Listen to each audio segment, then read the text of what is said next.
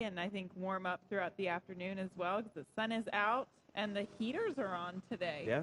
If you think of the course of this past week and the weather that we've experienced, it's kind of typical Keeneland, right? Yeah, hot, humid, rain, downpours, and now perfect fall weather for this weekend.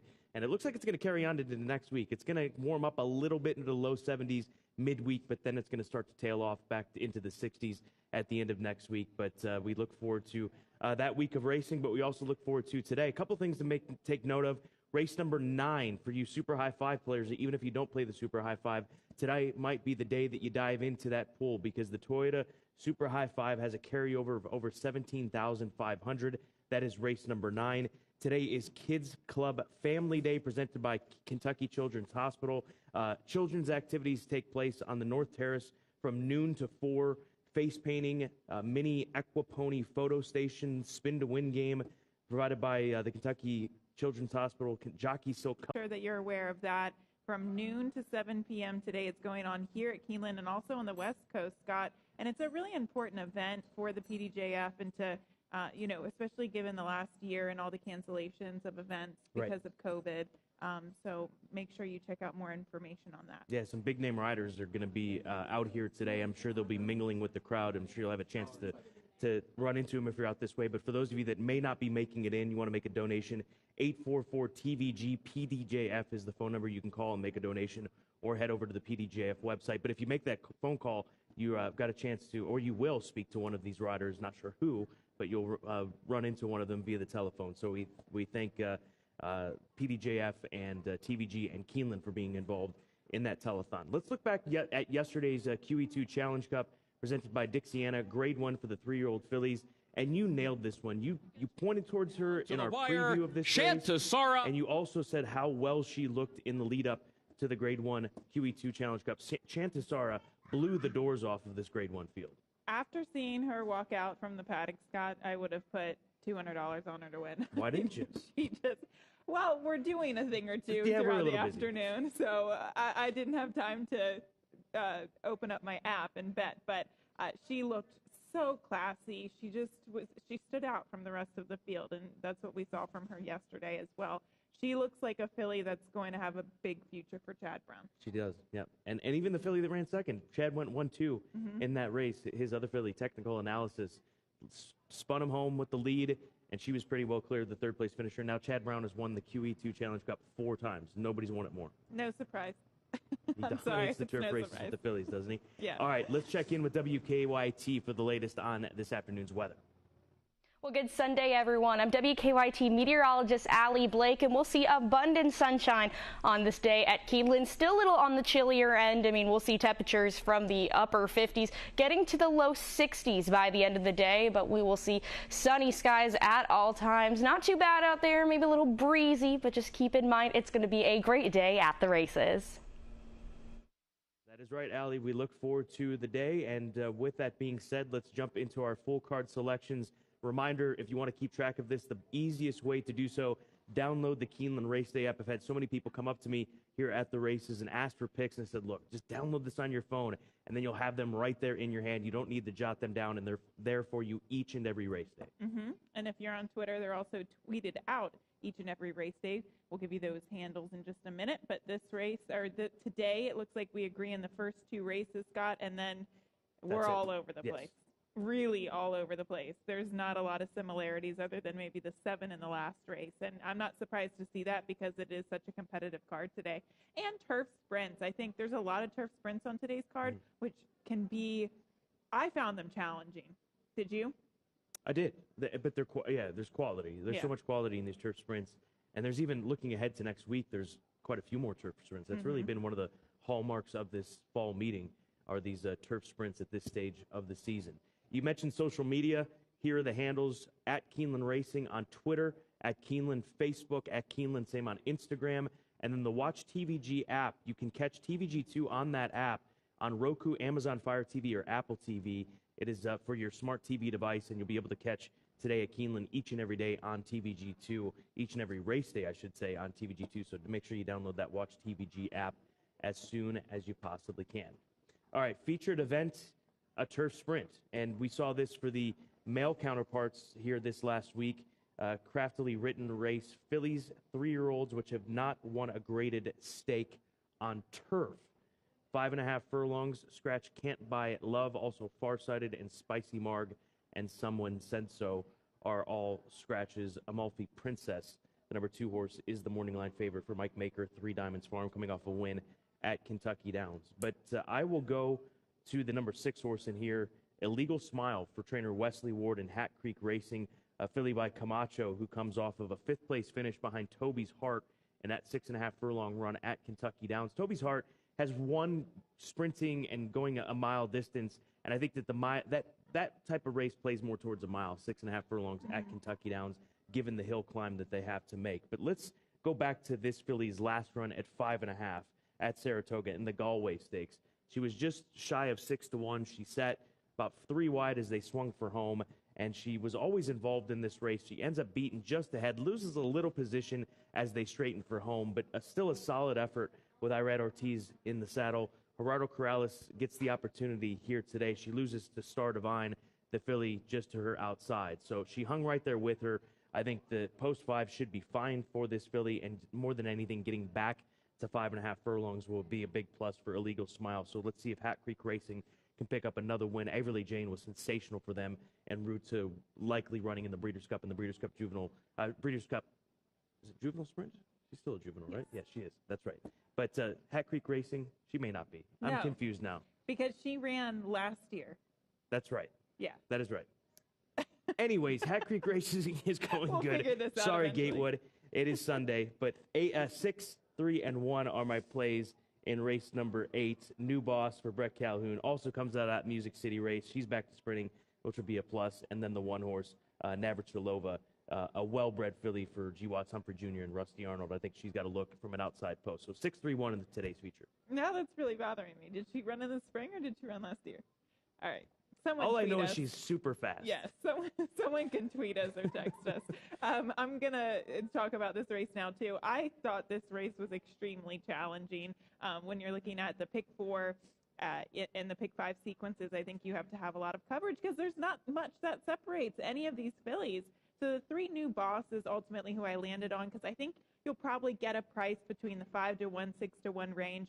We'll show you her race at Churchill Downs several starts back. This wasn't her most recent event. That was at Kentucky Downs. I don't really think she handled the course that day, but at Churchill, I thought she ran a big race. She was 14-1 in this event, and you can see kind of the cavalry charge of horses coming down the stretch. Lady Edith, who was also in this race today, she actually winds up being the winner, but you can see right here that there is not much that separates the top 4 finishers in the race, and I think that's going to be the case with this race today. So you want to back yourself up with some prices. I think you also have to respect some of the favorites in here as well. So I really just don't have a strong grasp of this race and also the pace scenario of this race. So I overcomplicate turf sprints most of the time, and I think I'm doing it again with this race as well, but I'm going to use New Boss on top as well as Risky Reward, who I thought just got tired a bit last time out at 6.5 furlongs at Kentucky Downs. She's shortening up.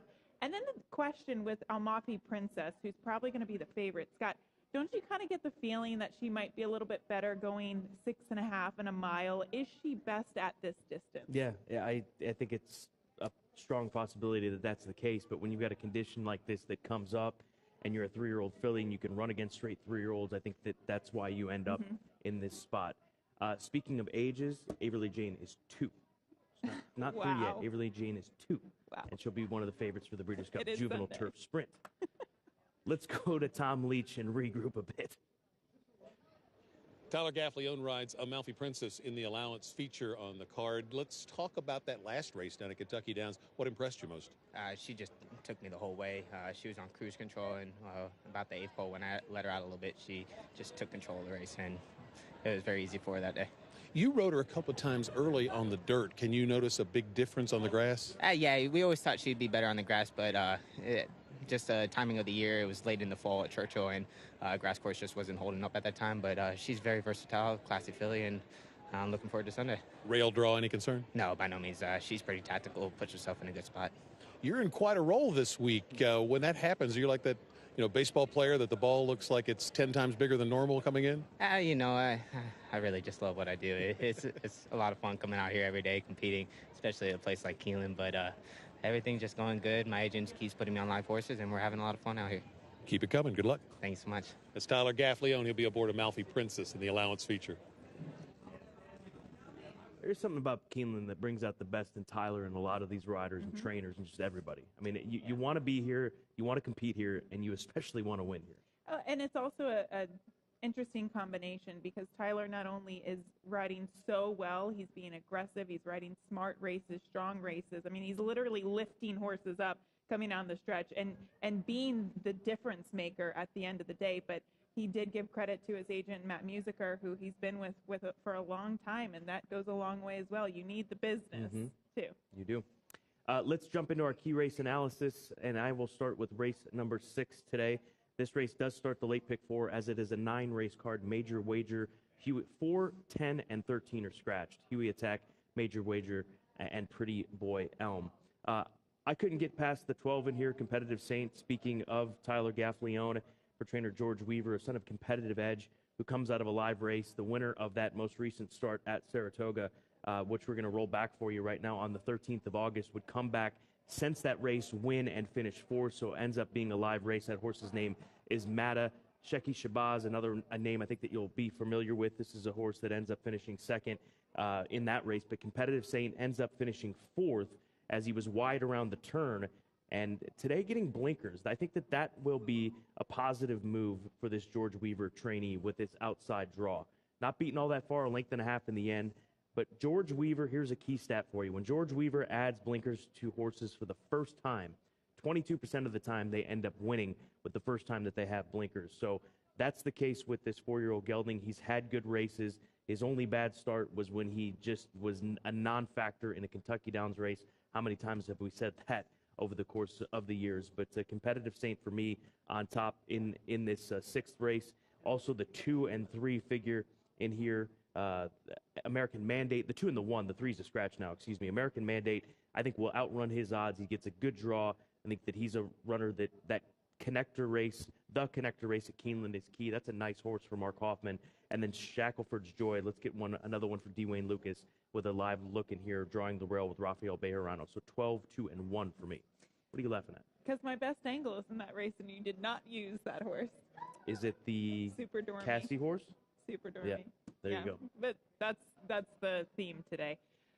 I'm curious to hear your thoughts and opinions on race 5, which is where we go next. 6.5 furlongs on the main track for the starter allowance. Okay, so Thirsty Betrayal could be the favorite. On the morning line is the second choice. The 10 Crime Spree is at 5-2. But I think it's worth paying attention to 2 horses in here. Thirsty Betrayal won his race last time out. Now, I did not pick him. I picked him second. I went against him with the number 9, Alex's Strike. But they both come out of the same race last time out at Churchill. We'll roll this race back on the 24th of September. Pay attention to Alex's Strike because he does not get out of the gate. You can see this horse shuffled back early. He gets bumped off stride. The head-on revealed a little bit more, but you can still see from there, Scott, that he loses contact with the field early and he starts to climb. Now, he finally shifts gears at the top of the stretch. By this point, Thirsty Betrayal just has the jump on him. He's second right now, Thirsty Betrayal, the number 3, and Alex's Strike is the number 5. And he slowly starts to make this grinding run, but he can't quite get up. So I think not only can he turn the tables because of the bad trip, the bad beginning that he had last time out, but also because of the distance. It's 6.5 furlongs, and that could make all the difference for this horse. I guess I should add one more thing. He, I think, has a better post position. Thirsty Betrayal is kind of a closer, or at least sits mid-pack, and he'll have to work out a trip from the rail, whereas Alex's Strike should be closing from off of it. So 9-1 for me. I did not use the 10 Crime Spree in my top 3. Instead, I used the 8 Beverly Park, who should probably be the controlling speed or one of the pace setters in there. And, I mean, your horse, the 9, Alex's Strike, breaks like that every time, though, doesn't he? I mean, that's been the issue. That's why I think 6.5 will help him. Yeah, I think Beverly Park is dangerous in there. And you'll find these horses very often in these starter allowance races where they just click off 2, 3, 4, 5 wins at a time, sometimes even further than that. Rapid Redux immediately comes to mind. Horse that won, I don't know, what do you win, like 18, 20 in a row, something crazy like that. But they just take advantage of it. They get good and they take advantage of the condition, and a lot of times they're dealing with lower level runners that are bumping up in class and just are not as good. So you have to ride the wave with these types of horses. That's my opinion. So let's move on to race number 7, my second key race analysis of the day. Race number 7 is a entry-level allowance race, 1 mile on the main track, short run up into the first turn. There is a scratch of Sunny Isle Beach, and Champagne Toast super quick off of that impressive win last time out is the morning line favorite. I gravitated towards Frost Point, filly by Frosted, that is stretching out to a route for the very first time in her career. And this is a runner that I think you've got to pay very close attention to based on what we've seen from her. We'll roll back her debut where she was not quick away from the starting gate, but she made that big run to loop the field and get the victory in the Godolphin Blue. You see she ends up going wide. She didn't get Lasix on debut at Tampa Bay Downs, but has since in her 3-year-old start where she was slow out of the gate again. And when you see horses that have a lot of ground to make up in sprints and then they stretch out to a route of ground, they're normally more involved in races early, and you can see how quickly run this race was, and she was able to run them down with relative ease. So Frost Point, 6-1 on the morning line. There's that guy, Tyler Gaffalione, again, as we'll talk about him often today. Frost Point on top. Look to the 11-horse Dame Cinco. She's run against some stiff competition. She finally found a group that didn't include horses like Little Tootsie or Abrogate. So going back-to-back is a strong possibility. And then Norm's horse, Your Husband Super Quick. It's tough to ignore what she was able to do last time out, dusting a field by 10 lengths at Churchill Downs in the slot. It's just the pace. It could be a very fast pace, which could hurt her a little bit. All right, let's go to race 3 earlier in the card, 1 mile and a 16th on the turf. We have a heavy Chad Brown favorite, the number 5, and look, Tyler Gaffalione aboard as well. I think that some people will maybe single this horse in the all-turf pick 3, which does start in that race. I didn't because my husband has a horse in there, so I wanted to include his, but this filly seems pretty tough. We'll go back and take a look at her only race, her last race too, at Belmont Park, where she was closing from off of the pace. And this is what happened. You could see that Junior Alvarado had so much horse. He was just looking for room. He starts to guide her outward. She kind of overreacts a bit. She bumps the 7 a couple of times, and that was enough to disqualify her in that event. But she goes on to win by over 3 lengths, Scott. She absolutely dominated this field, and it was not a bad field either. So that was just kind of a look at why she was disqualified and placed 3rd in that event. And I think she's going to be very, very tough after that first race. My second selection, is Candy Kick, who I think she got bet in her first start. She looked like she needed some experience in there as well. Could improve for Cherie DeVoe. And then the kind of story with Dancing D, Norm's horse, is that her second start, we're not going to show the gate break, but she actually hit the gate really hard. And Dylan Davis, who was aboard her, hit the gate really hard. And his foot was numb for the majority of the race. And he just kind of rode her along and protected her and himself. So you really have to just throw a line through her last race, and I think she can improve off of her first race, which if there is an improvement off of that, she could likely win. It's a good race. Good information on Dancing D for sure. Let's move on to the Clocker Report. We'll go to race number 3. Again, we'll stay right there with Howdy, the backtrack that we just showed you. Local Breeze and Company was sharp. Won on debut handily, only to be DQ'd. So Howdy's going to be a short price favorite. There's no getting around it. And the Navratilova, encouraged to see this filly that I include in that 8th race. Look good breezing on this course, broke maiden at this distance and gets Lasix. So the 3rd race, mark the 5. Race 8, Navratilova, mark the 1. 3-5-8-1 for the Clocker Report. All right, all-turf pick 3. Let's roll. All-turf pick 3. Let's do it. I had the pick 4 yesterday. Did you? Yeah, I did. It was a decent payout. Not crazy, but decent. All right, let's take it on to today. The all-turf pick 3. Race 3, I mentioned Dancing D. I'll use Ann Haughty 1-5. The 6th race, going to be using the 2, 6, and the 12. And then our featured event, which is the turf sprint, the 2, 3, and the 12, which we already provided our analysis for. And $54, I think, is a reasonable price ticket. You can build off of that, but these are my strongest opinions in the sequence today. I'm going to spend $72 in this late pick 4 and going to use 4 horses in the first leg, that 2 other than allowance sprint on the turf course. 1, 2, 6, and 12. American Mandate's the big price there. I do have Super Dormy, your pick in this ticket, or on this ticket rather, and then the number 12 horse to the outside, Competitive Saints. As far as race number 7, 2, 5, and 11, the horses that I mentioned in that 7th race. Race number 8, that non-condition or condition allowance race, the condition non-graded sweepstakes on turf for straight 3-year-olds, 1, 3, and 6, and then going to use 4 horses in the 9th and final, the 2, 4, 7, and 10. The 2 got played on debut, didn't break sharp. Hopefully a better start for Maysville Miss today for Reeve McGahee. The number 4 horse, Dawson Springs, for Eddie Keneally, coming out of a couple of races and then dropping and showing at least a response. The 7 horse, My Zip Zip, for Rudy Brisset. And then the number 10 horse, Reed's Fangirl, for Mac Robertson, moving over to the main track. It's a wide open, difficult maiden 20. We've seen a few of these this week where we've had these lower level maiden races that are tough to get past, tough to figure out. So you've got to have some coverage to be confident in the 9th and final again today. So that's the late pick 4. We look forward to it starting in race number 6. Best angle of the day. I'm going to go with the opener, which starts in just a little over an hour to start this 9-race card. 20,000 claimers, 6.5 furlongs the distance. And I'm going to play an exacta with the 2 horses that I think will finish 1-2. I'm keeping it simple. The 4 over the 2. The number 4 horse will be the favorite. The 2 will be the second choice. And here's Tyler Gaffalione again. How many is he going to win today? I don't know. Set the line at 3.5.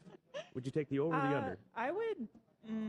I'd probably take the over. Okay. Yeah, because there are some horses that I feel like you can't get around today. No, it's tough, and No this is one pressure, of them. I mean, race number 1, he's going to have to get right after it. We're going to roll back his race 2 starts back for Robbie Medina, where he was 3rd, set the pace. He was 40 cents on the dollar, down on the inside.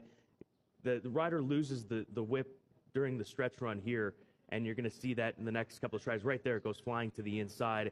Horse was in front at that point in time, so perhaps that's what ends up costing this horse the victory for $30,000. They wheel him back against Starter Allowance Company, not quite up to the task in that starter 10, but shows up for 20 today for Omaha Equine. Give me some sound over the number 2 horse, Smart Time.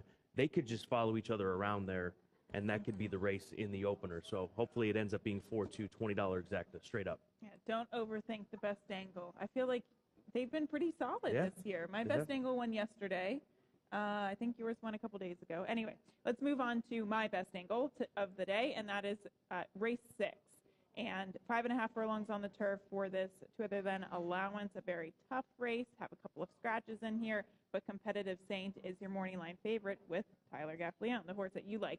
I like the 6 Super Dormy. I'm happy to see you include this colt in your pick 4 ticket. The blinkers go on for the first time today. Let's go back and look at his last race. This was at Kentucky Downs. I love the comment that says bold bid between and hung, because that's kind of exactly what happened, Scott. This horse looked like he was going to win for fun with the Live Oak Plantation, the red cap. He starts to close in between horses, and then he just starts to tire a little bit late. I wouldn't say that he hung. He switches leads here in the late portion of the race, and he just gets tired. I don't think he wants to go 6.5 furlongs, especially on a very tiring course. The course was listed as good at Kentucky Downs. And look, sometimes horses do hang. They don't want to pass other horses, or sometimes the horses are just going a distance that's too far, and they get tired in the final couple of yards. And I think that was the case with Super Dormy. But that was a tough race. He went against Shackelford's Joy in that one, and the blinkers going on to shorten him up and get the win. And I also think it will help him pass horses, because sometimes in the past he hasn't had that courage to get past other horses, but he should be able to get the right type of pace, cutting back. He can handle a good turf course. It all comes together for this horse today. So I'm just going to go simple, $10 win bet. There you go. Our best angles of the day. We'll remind you of those as we approach those races once we're over on the front side. Let's now check in with Tom Leach for his pick of the day.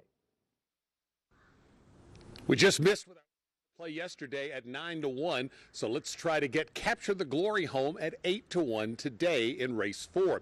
Capture the Glory comes off a good effort in the second start off a layoff at Belterra Park. That 71 Beyer speed figure stacks up well with this group. Johnny McKee, one of the top riders off that Belterra Park circuit, takes the mount on this one. A horse that has good speed, that could be the ticket to the winner's circle for Capture the Glory. Good luck. Thank you, Tom, for that. And I'm awake now. You ready? Yeah. Get you going. Kind You're of. in the grandstand. All right. It is a great afternoon of racing. 9 races ahead of us starting at 1 o'clock. For those of you coming out this way, we look forward to having you out here. And for those of you bringing out the kids for Kids Club Family Day, the activities will begin at noon. So in just 5 minutes' time, they end at 4 o'clock. Eckert's Cider and Craft, face paintings, Amplify Mini Equa Pony Photo Station. A lot going on today. For Gabby, I'm Scott. Enjoy today at Keeneland for this Sunday.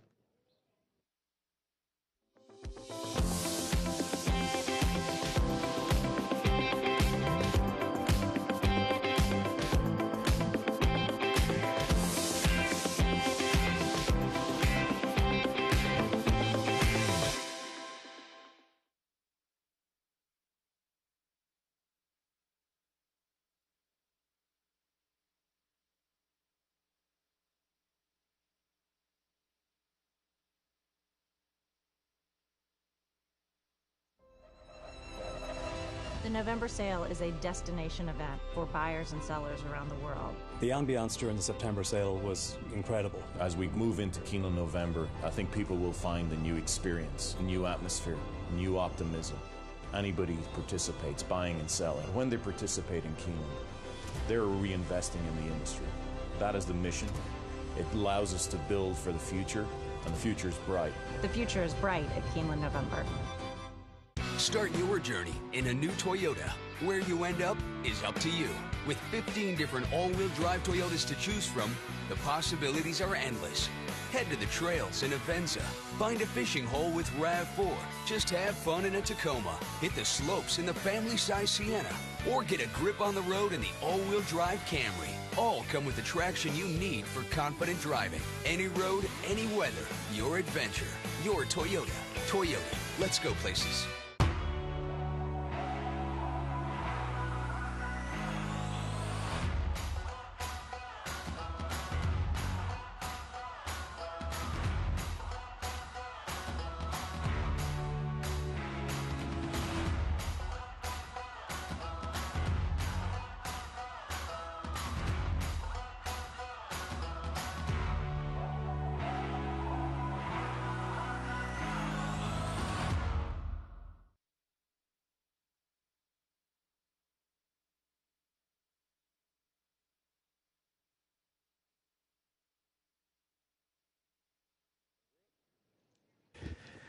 Ladies and gentlemen, Keeneland welcomes Savannah Cooper to the paddock.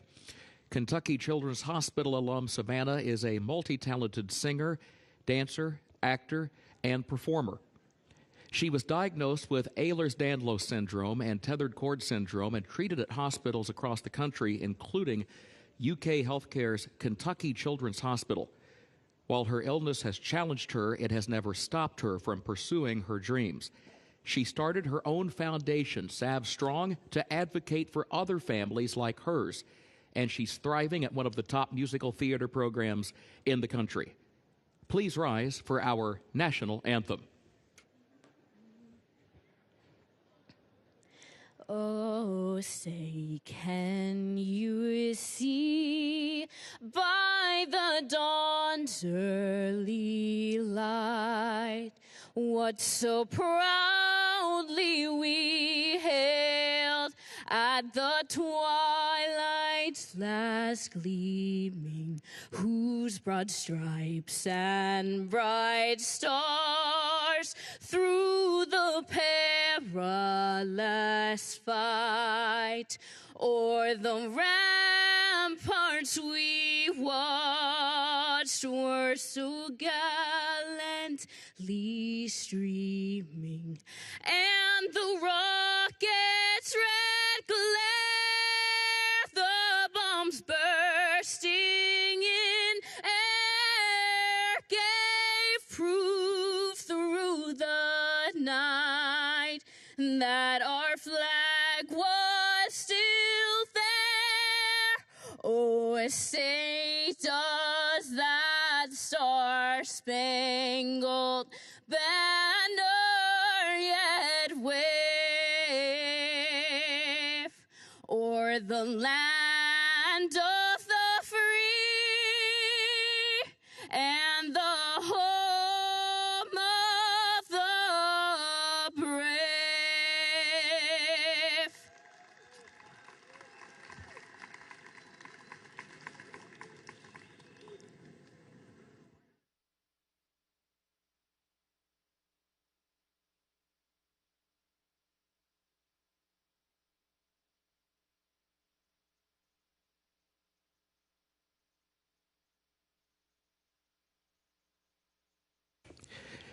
Keeneland is proud to recognize Laurie Cleveland from Mutuals as the Employee of the Day. Congratulations, Laurie.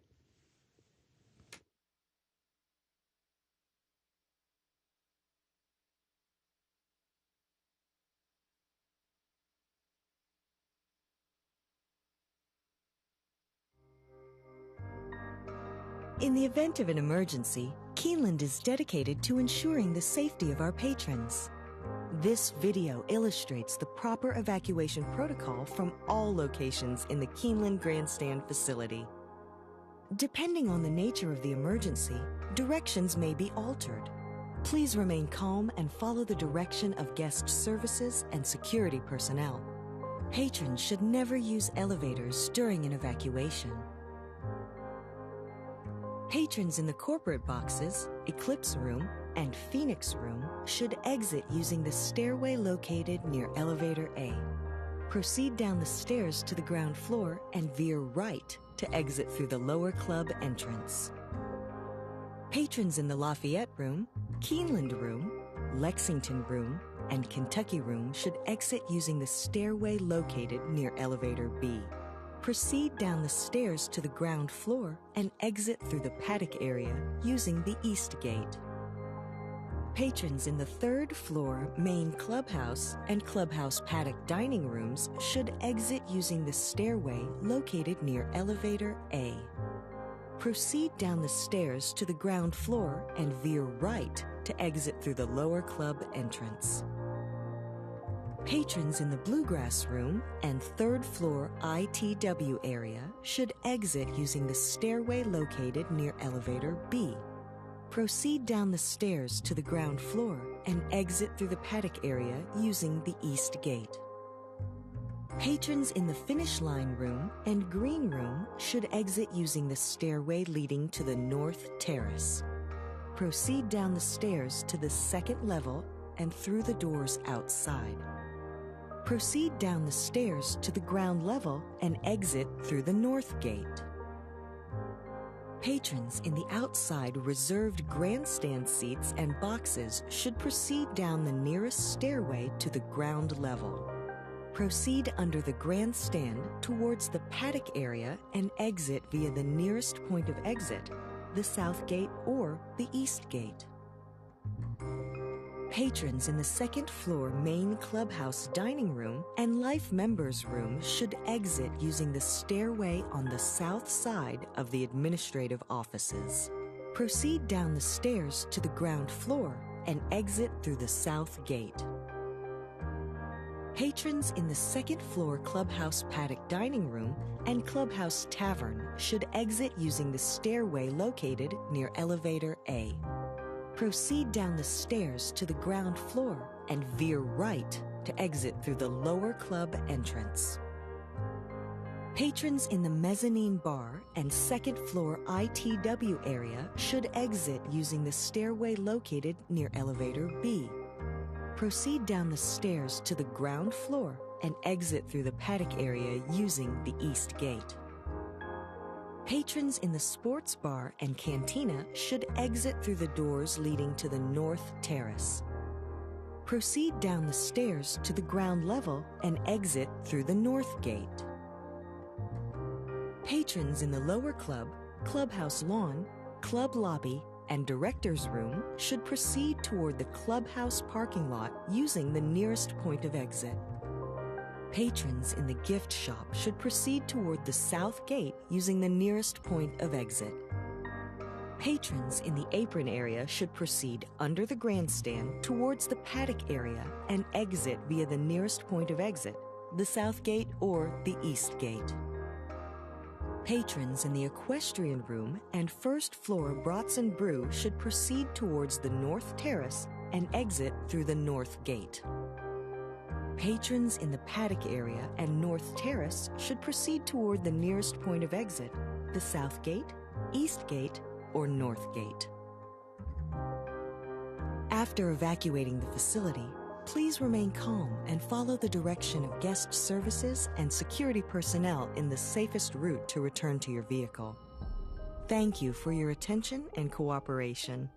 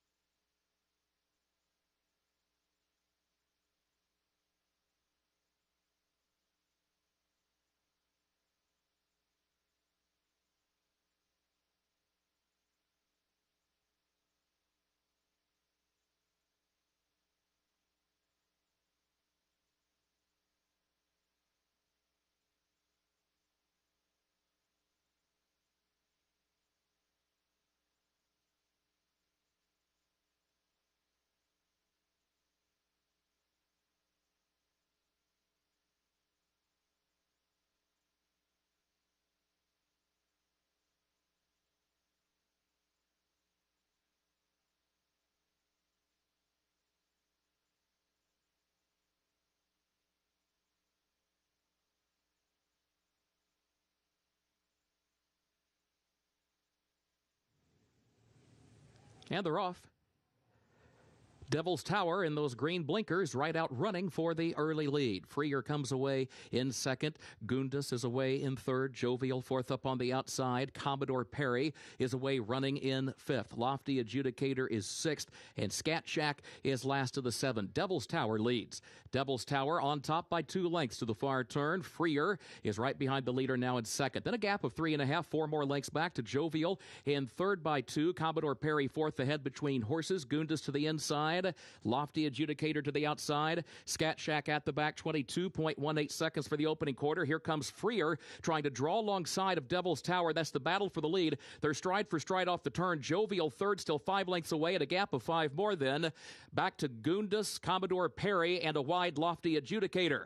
It is Devil's Tower, the leader. Devil's Tower at the 8th pole. Opens back up here by 1.5 lengths, by 2 lengths. Freer still trying, but has lost some ground in the stretch. Jovial third, Lofty Adjudicator fourth. Devil's Tower kicking on for the finish. A 16th to go. Devil's Tower on top for James Graham. Back to Freer in second, then Lofty Adjudicator. Devil's Tower to take the opener. Freer home second, Lofty Adjudicator, and then Jovial. Keeneland second race upcoming. Double and pick 3 wagering offered here. It's also the start of the early pick 4. Main track is listed good.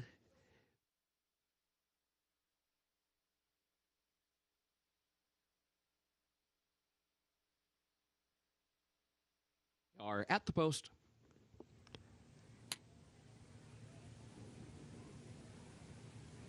And they're off. Just say when. Just Say When goes right out for the lead. Golden Luna is away running quickly down toward the inside. These two hook up to battle for the early lead. Ain't That a Kick comes away running third. Grand Again is fourth to the outside of that one. Ashwin's Orb, center of the track, is in fifth. First Glimpse is sixth. Shady Fied is in seventh. Giant Nova toward the outside is eighth. Don Dada ninth back toward the rail. Break of 5 more lengths back to Flagstone next to last. And Gran Muchacho is the trailer. 22.4 seconds was the time for the opening quarter. Golden Luna to the inside, leads it by a neck. Just Say When is second a length. Grand Again is third. Ashwin's Orb wide around the turn in fourth. Still 3 lengths off the lead to the top of the stretch. Ain't That a Kick comes next. Then First Glimpse, who's 6 lengths from the front. Shady Fied swings out wide, 8 lengths off the lead. Just Say When the leader. Just Say When coming to the 8th pole, leads it by 3 lengths. Grand Again is in second. Ashwin's Orb, and then Ain't That a Kick back toward the inside. Followed by Giant Nova, who's trying to find some running room between horses, moving up into fourth, but well back of the leader. Just Say When, Grand Again coming late. Just Say When in front, Grand Again trying. Just Say When the leader. Just Say When, Flavian Pratt to win it. Grand Again was home second, going to be close for third. Giant Nova or Ain't.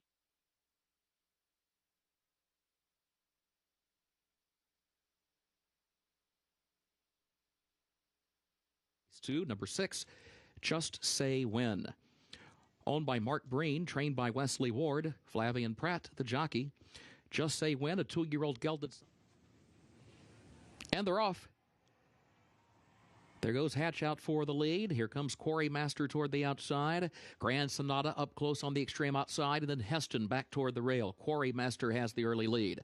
Quarry Master goes to the front, gets over next to the rail. Grand Sonata second. Bon Bueno going to move up third. Caught 3 wide around the first turn, though. Heston saves the ground in fourth toward the inside. Hatch alongside that one in fifth. Close knit, 3 lanes off the rail in sixth, just 3 lengths off the lead. Verbier is seventh back toward the inside. Spin Wheel moves by from eighth around that one as they enter the backstretch. Verbier had to check there, lost a couple of more lengths. Further back, Lester's Dream next to last, and Federal Hill the trailer. 24.63 seconds was the time for the opening quarter. Here's Bon Bueno right alongside of Grand Sonata.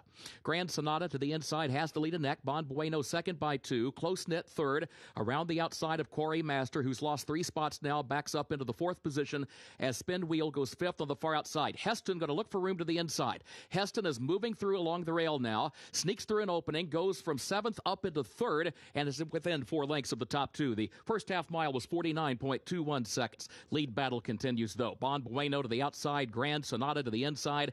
This pair, 6 lengths to the good. Heston is 3rd, a quarter mile to go, and then Hatch moves up the rail, another 5 lengths back, though, in the 4th position. Spin Wheel still wide in 5th. Top of the short stretch, Grand Sonata is shaken up by the rider now, and here comes Bon Bueno put to a drive from the outside. Still a 6-length gap back to Heston in 3rd. The top pair into the final furlong. Grand Sonata at the rail. Bon Bueno to the outside. Heston 4 lengths away in 3rd. Grand Sonata leads by 2. Grand Sonata, Tyler Gaffalione drawing clear.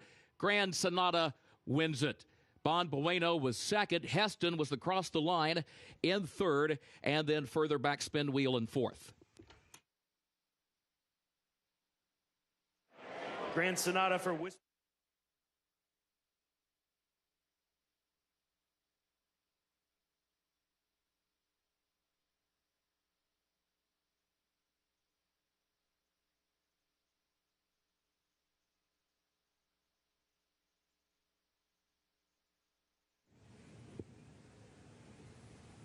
And they're off.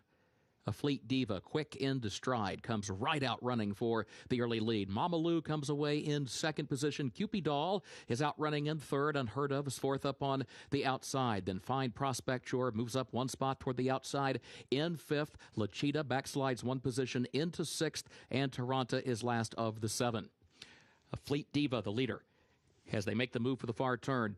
On top for David Flores, 3/4 of a length. Unheard Of second a length. Mama Lou looks over toward the rail now. Finds an opening there. Starts to move up to challenge for second as they head onto the turn. Opening quarter went in 22.66 seconds. Fine Prospect Shore goes 4th within 3 lengths of the lead. Cupid Doll is 5th. La Cheetah is 6th. Taranta is 7th. And they're all chasing a Fleet Diva to the top of the stretch. Here comes Fine Prospect Shore from in between horses. A length and a half off the lead into 2nd. Mama Lou looks to the inside in 3rd. La Cheetah swings out to the center of the track in 4th. Still 5 lengths from the lead, though. A Fleet Diva at the 8th pole has the lead by 3 lengths. La Cheetah trying to find more to the far outside. Cupid Doll runs late between those two. Cupid Doll takes aim now at a Fleet Diva. Cupid Doll running after a Fleet Diva, but the wire is coming. A Fleet Diva by a length. Cupid Doll runs on. Here comes the wire. A Fleet Diva, Cupid Doll. Photo for the win. Either Cupid Doll or a Fleet Diva for the top spot.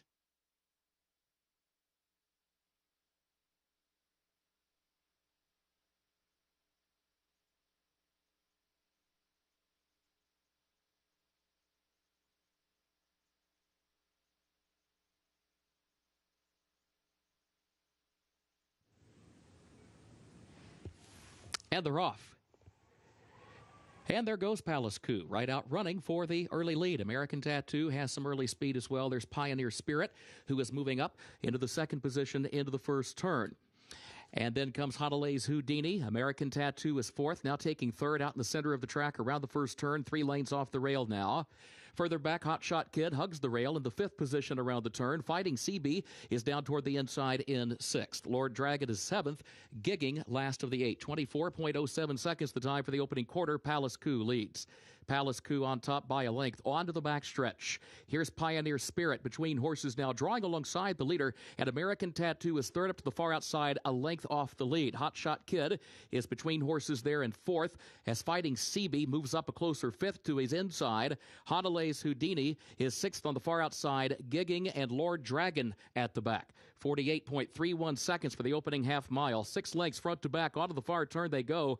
Lord Dragon trying to improve position from the back. Going to be wide to the far turn. Has to go to the center of the track. Still 5 lengths from the lead. Palace Coup is the leader by 3/4 of a length. Pioneer Spirit second. American Tattoo far outside is in third. And Fighting CB looks for running room toward the inside. Fourth to third. Now taking second ahead at the quarter pole. Length and a half off the lead of Palace Coup. Lord Dragon going to have to go wider still at the top of the stretch, and is still 8 lengths from the lead. Palace Coup leads it. Fighting CB swings to the outside now from the second position. Houdini's Houdini is there in third. Late runs from Gigging, and then Lord Dragon, who's on the far outside, but it's the short stretch. Fighting CB, and here's Hot Shot Kid. Hot Shot Kid coming up the inside. Fighting CB from the outside down to the line. Hot Shot Kid. Francisco Arrieta for the upset.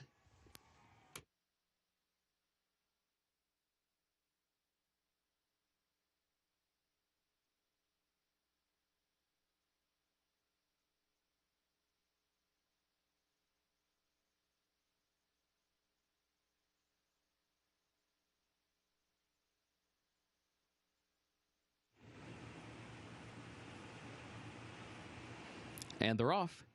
There goes Camp David right out for the early lead. Tonkawa Springs to the inside and Curbstone between that pair. Camp David has the early lead, but only by a neck. There's Curbstone moving up. Curbstone moves up, gets over next to the rail, and has the lead now a half length. Camp David goes second. Tonkawa Springs is third and tucked away neatly toward the inside.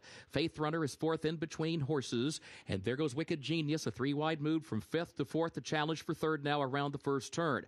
Further back, Travel Guide is sixth toward the inside. Freedom's Way moves up 1 spot from seventh outside of that one, and then a gap of 6 more lengths back to Big Woo, and nearly 5 back of that one. Hashtag No Wonder is last. 23.69 seconds the time for the opening quarter. Curbstone the leader. Curbstone is on top by a length and a half. Up the backstretch, Camp David second by a length and a half. And then Tonkawa Springs to the inside. Wicked Genius is there on the far outside as they go at it for the third spot, joined by Faith Runner, who's in between that pair. 47.17 seconds for the first half mile. To the far turn they go. Curbstone leading Camp David only by 3/4 of a length, and Camp David starts to inch forward toward the outside to apply more pressure to the leader. Gap of 5 lengths. Wicked Genius third. 4 back of that one, Tonkawa Springs is in fourth, and then Travel Guide fifth up on the outside. But the lead duo is at the quarter pole, and here's Camp David right alongside of Curbstone. Camp David and Curbstone go at it for the lead to the top of the short stretch. They've opened up by 8 lengths to Wicked Genius in third. Another 8 lengths back to Travel Guide in fourth. Tonkawa Springs fifth. Camp David leads coming to the 8th pole. Camp David by a length and a half. Curbstone is second to the inside. Gap of 5 more to Wicked Genius in third. It is Camp David in front for Jose Ortiz. Curbstone second. Camp David moves on for the finish, and Camp David to win it. It was Curbstone across the line in second. Wicked Genius was third, and Travel Guide was fourth.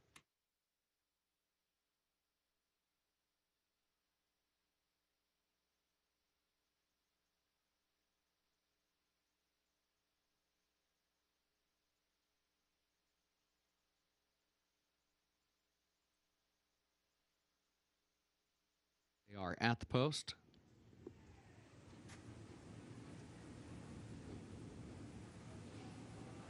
And they're off. There goes South Georgia out for the early lead. Wild Empress is there along with Berate in the center of the track, and Big City Mama back toward the inside. Berate moving up on the far outside, trying to clear the inside traffic, and does so by the time they enter the first turn. Berate goes to the front, angles down next to the rail, clear with the lead by 2 lengths. Wild Empress goes second by a length. South Georgia to the inside third by just a head. Street Missy alongside that one is fourth. Then Big Mama back toward the inside. Big City Mama travels along in the 5th position and is joined by Sovereign Appeal, who's right alongside 23.77 for the opening quarter. Rocket on board is last. Off the first turn up the backstretch they go. Berate the leader. Berate on top by a length and a half. Wild Empress travels along in the 2nd position a length. South Georgia hugs the rail in third up the backstretch by just a head. And then Street Missy on the outside of that one. Big City Mama between that pair is in 5th, running 5 lengths off the lead. Sovereign Appeal and then Rocket on board. 48.5 the time for the opening half mile. To the far turn they go. Berate is the leader. Berate leads it. Street Missy is there on the outside, and Wild Empress in between that pair. The top 3 separated by less than a length. Then a gap of 5 more lengths back to Big City Mama, who's 4th on the outside. Midway on the far turn, has work to do from there, trying to pick up the leaders. But coming to the top of the short stretch, Berate leads Street Missy. Half length separate the top 2. Big City Mama is third to the far outside, still 5 lengths off the front duo as they turn for home. Berate has the lead. Big City Mama swings wide off the far turn. Street Missy between that pair. South Georgia is 4th, still 4 lengths away. Big City Mama rolls up on the outside with Street Missy to engage. Street Missy between horses. Big City Mama outside. Berate backs up to third. Down to the line. Big City Mama gets there by a head. Street Missy second. Berate third. South Georgia was 4th.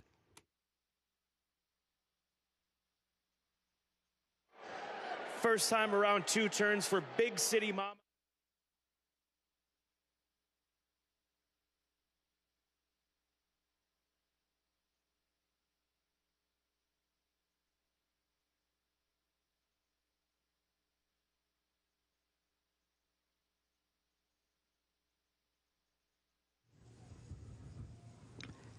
And they are off in the Queen Elizabeth II Challenge Cup presented by Dixiana. There's Burning Ambition outrunning for the lead down toward the inside. Technical analysis.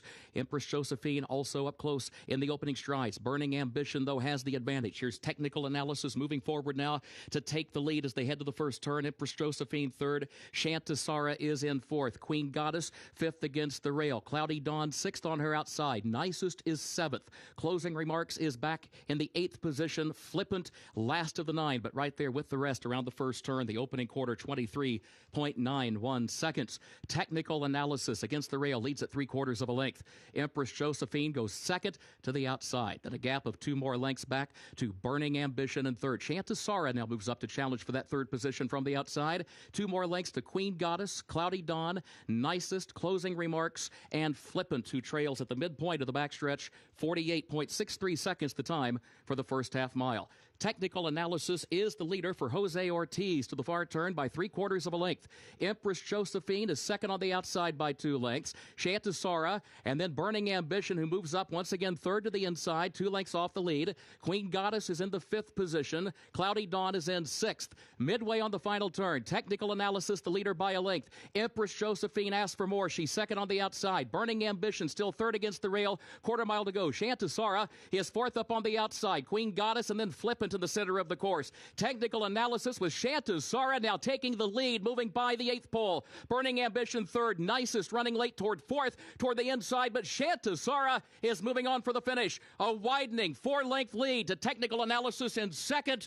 Down to the wire, Shantasara, Flavian Pratt to win the Queen Elizabeth II Challenge Cup presented by Dixiana.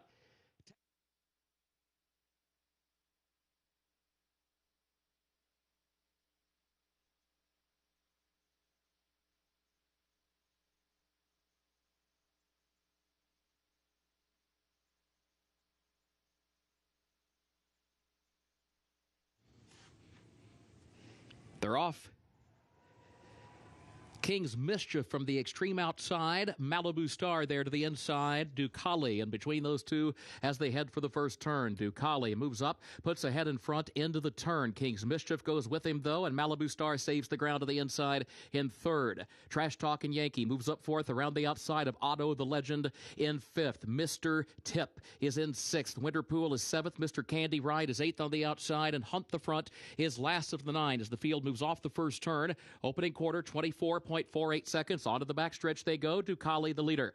Ducali against the rail. Leads it by 3/4 of a length. King's Mischief second by almost a full length. And then Trash Talkin' Yankee. Malibu Star back toward the inside. Those two contest the third spot. Gap of 2 more lengths. Otto the Legend has lost some ground. In the meantime, Mr. Candy Ride moves up the inside rail into the fifth position and now within 5 lengths of the lead. Winterpool between horses. Mr. Tip between horses. Otto the Legend to their outside, and further back, Hunt the Front is last. It was 48.95 seconds for the opening half mile. Ducali the leader. Ducali, the leader by 3/4 of a length. King's Mischief tries to draw alongside. Second 3/4 of a length. Trash Talkin' Yankee third up on the outside. Malibu Star fourth against the rail. Otto the Legend goes fifth. Winterpool is in close quarters between horses and 6-5 from the front. Top of the short stretch, Ducali. King's Mischief 1-2. Malibu Star behind them. Trash Talkin' Yankee to their outside. King's Mischief right alongside of Ducali. Trash Talkin' Yankee, Winterpool. Malibu Star back toward the inside. Ducali has the lead. Winterpool runs down the outside, but the wire is coming. Ducali's in front. Winterpool to second. Ducali, Winterpool. Ducali, Winterpool. Ducali wins it. Winterpool across the line in second, and then Malibu Star up the inside third from King's Mischief. It is such an effective angle when trainer Brad Cox runs a horse first time at a Rata ground.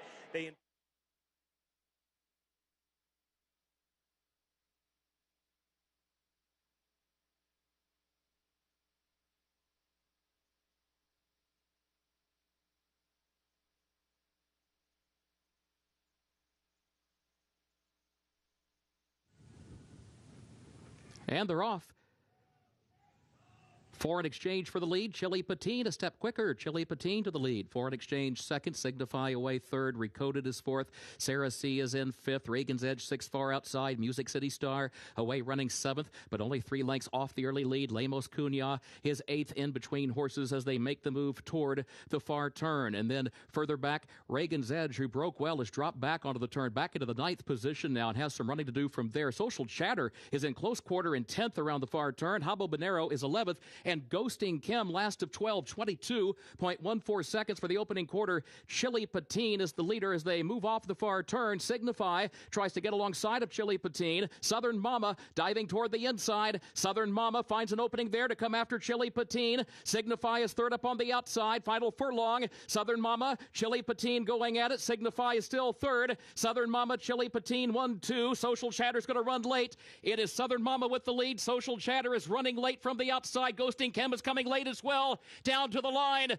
Social Chatter, maybe. If not, it'll be Ghosting Kim, both coming from off the pace and hitting the wall.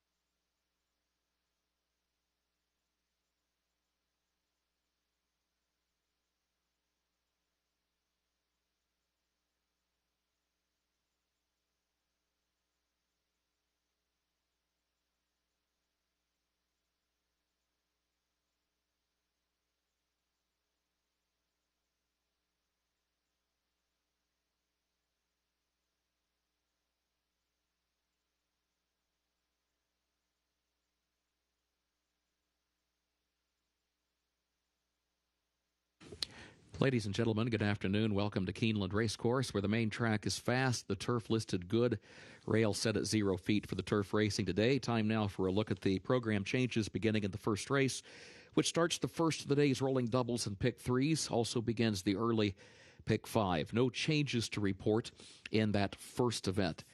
Race 2 is where the early pick four begins, and in that second race, the jockey for number 1, Shelby, will be Francisco Arrieta. Number 1, Shelby, make the jockey Francisco Arrieta. Third race is where the Keeneland Turf Pick 3 gets underway, made up of races 3, 6, and 8. In that third event, scratch the 4, Most Impressive, scratch the 9, Emotional Intel, scratch 12, Azamana Empire, and also take out the also eligibles 13 through 16. Again, scratch the 4, Most Impressive, scratch the 9, Emotional Intel, scratch the 12, Azamana Empire, and scratch 13 through 16. Fourth event is where the pick 6 gets underway. No carryover for the pick 6. In that fourth race, the jockey for number 9, American Joey, will be Isaias Ayala. Number 9, American Joy, the jockey will be Isaias Ayala. Corrected weight will be 116 pounds. Race 5 is where the late pick 5 begins. No changes in that fifth event. Sixth race, start of the late pick 4. Scratch number 3, 7 cents. Scratch the 4, Huey Attack. Scratch the 10, Major Wager. And scratch 13, Pretty Boy Elm. Again, scratch 3, 7 cents. Scratch 4, Huey Attack. Scratch 10, Major Wager. And scratch 13, Pretty Boy Elm. Seventh race. Scratch the 6, Sunny Isle Beach. And scratch the 8, Champagne Toast. Again, scratch the 6, Sunny Isle Beach. And scratch the 8, Champagne Toast. Eighth race. Scratch part of entry 1A, Farsighted. Scratch the 4, Can't Buy Love. Scratch the 8, Prodigy Doll. Scratch 11, Spicy Marge. Scratch 13, Someone Said So. Again, scratch part of entry 1A, Farsighted. Scratch the 4, Can't Buy Love. Scratch 8, Prodigy Doll. Scratch 11, Spicy Marge. And scratch 13, Someone Said So. Ninth and final race, carryover for the Toyota Super High 5, $17,574. In that ninth event, scratch the 5, My Daddy's Trainer, and also take out 13 through 16, the also eligibles. That's in the ninth race. Scratch the 5, My Daddy's Trainer, and scratch 13, 14, 15, and 16. Those are the current program changes. Time now to check in with Scott Hazelton and Gabby Gaudette. Happy Sunday to you, Kurt Becker, and for those of you joining us here at Keeneland Racecourse and those of you joining us from home, we've got a 9-race card ahead of us. Perfect conditions yet again. It's sunny, it's cool, it's breezy, and things are drying out from that Friday rain that we got. It's going to be a beautiful fall-like afternoon here in Lexington, Kentucky. Excited to get to it, and as you mentioned, 9 races on today's program, and I thought some really tough races, some competitive races. All turf pick 3 is interesting, as well as the late pick 4. The featured race is race number 8, part of the late pick 5, late pick 4. And here is the field. There are some scratches: Farsighted, Can't Buy Love, Prodigy Doll, Spicy Mark, and Someone Said So. But Amalfi Princess, who draws the rail with the 2 Saddlecloth for Three Diamonds Farm is the morning line favorite off of an impressive win at Kentucky Downs, going 6.5. And this just speaks to how competitive this race is. A 4-1 morning line favorite, Amafi Princess. She's got the class, but I do think that she is a better horse when she goes a bit farther. 6.5 furlongs was the distance that she went at last time out. She has to cut back to 5.5 successfully. I thought New Boss was interesting. Risky Reward on the outside. And even a Legal Smile. Wesley Ward sends out this horse, who's always dangerous in turf sprints. That's race number 8, the 9th and final. As you may have heard from Kurt, we've got a big Toyota Super High Five carryover over $17,000, $17,574. That is in race number 9, so make sure you take a good look at that as we get set for our opener for this gorgeous Sunday of racing.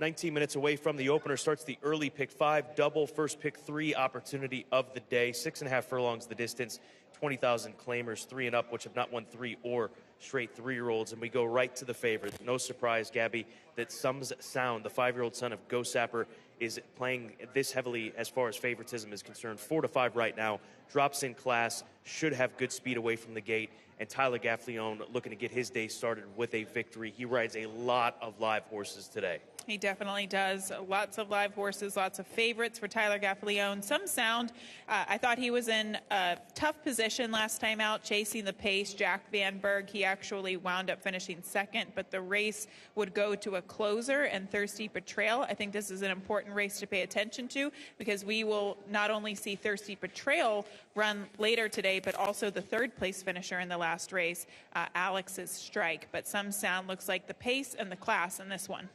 Let's go over to the 2-horse, the second choice at 3-1, Smart Time for Johnny Ortiz, son of Bernardini. And looking forward to seeing these silks for the first time in racing. We welcome a new owner to racing. T&E Racing is what Taylor Logan runs under. Just had a chance to speak to her father, Elliot. Taylor is 17 years old. She's unfortunately not able to make it out here today. But Taylor, if you're listening and tuned into the broadcast, we are so happy to have you part of the racing scene here in Kentucky especially, and good luck with Smart Time, a live runner who comes out of a solid race at Churchill Downs. He can definitely win, Scott. Best of luck to Taylor and the rest of the connections here with Smart Time. Johnny Ortiz gets this horse out of a $30,000 claimer and does drop in class. He chased a wire-to-wire winner and verified last time out, but he has enough speed and class to be one of the top contenders in here. He is your second choice at 5-2. Too Bad So Sad is the number 6. There he is being tacked up. Son of Overanalyze, a 2-time winner. What led you? I agree that he's a top 3 contender. Certainly should figure for a piece of it. But what led you to make this horse your second choice? I just think that if there is the pace doesn't proceed as I think it will, which I think Some Sound's going to be the controlling speed. If we see the 2 get aggressive to the inside, if we see Shippingport, the 5 get aggressive, and the pace falls apart, it could go into the hands of the 6. Too Bad So Sad. 17 minutes to post. The favorite will be the full horse Sums Sound for Robert Medina and Omaha Equine. Good luck with all your wagers.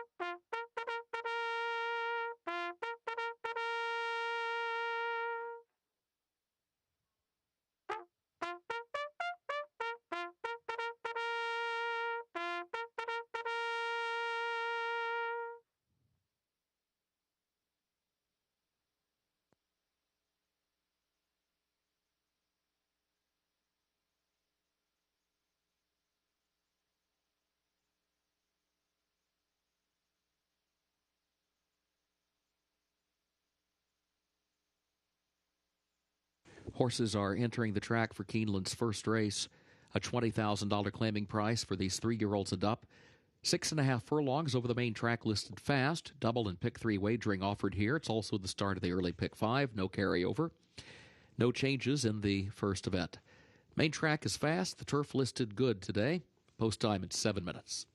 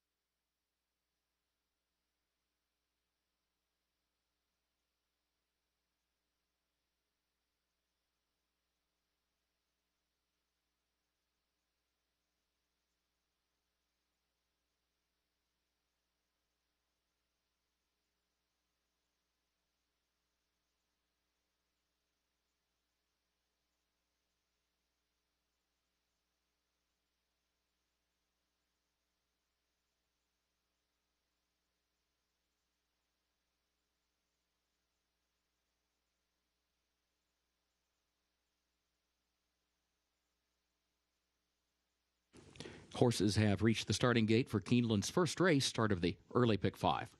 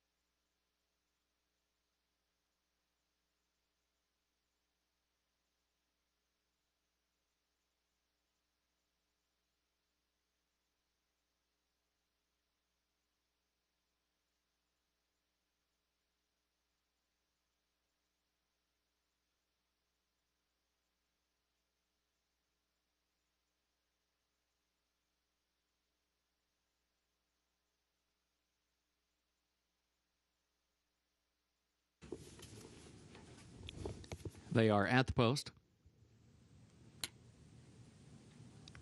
And they're off. Shippingport is quick into stride. Soames Sound has early speed as well. Shippingport, Soames Sound, they go 1-2 in the opening strides. They've opened up by nearly 4 lengths already here to Smart Time, who's back there in third, now trying to hustle up to try to close that gap. And then further back, Too Bad So Sad is fourth place to the far outside. There was Perry moving up 1 spot into fourth now between horses. Bold Adventure tries to move up the rail into fifth. Too Bad So Sad is last of the 6 into the far turn. 22.33 seconds for the opening quarter. Soames Sound is the leader. 2 lengths to the good on the far turn. Shippingport is second by 3.5 lengths. Perry goes third around the outside of Smart Time in fourth, and then Bold Adventure and Too Bad So Sad, who moves up 2 spots from last toward the far outside, but still 8 lengths off the lead. To the top of the stretch they come, and Soames Sound is the leader, chased by Shippingport. 1.5 lengths separate the top 2. Gap of 3 more then. Back to Perry in third. Too Bad So Sad is still far back in fourth, and Soames Sound has opened up on a 5-length lead with 1/8 of a mile to go. Now it's out to 6. Shippingport second, Perry in third. Bold Adventure toward the rail. Too Bad So Sad on the outside. All of this well behind Soames Sound. Tyler Gaffalione kicking on for the finish. Shippingport back there in second, along with Perry and Too Bad So Sad, but no catching Soames Sound, who wins the opener. Multiple horse photo to separate second, third, and fourth. Well, he didn't initially make the lead, but it didn't take him long to find the lead. That is Soames Sound and Tyler Gaffalione. Let's start the win count now. That's win 1 for Tyler Gaffalione on a big day for Tyler today here at Keeneland Racecourse. He's aboard a lot of favorites. So far, he got this favorite home at 4-5. Cornered really well coming around the final turn and just extended that lead in the end. 4-5 favorite gets it done. Soames Sound here in the opener.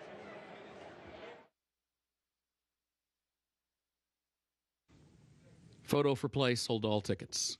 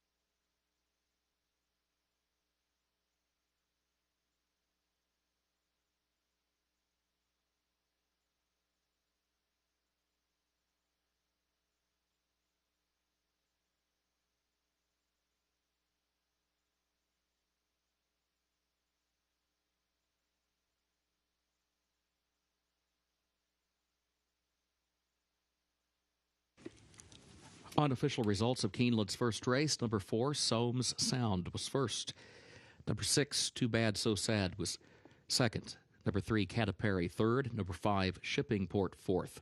4635, Unofficial.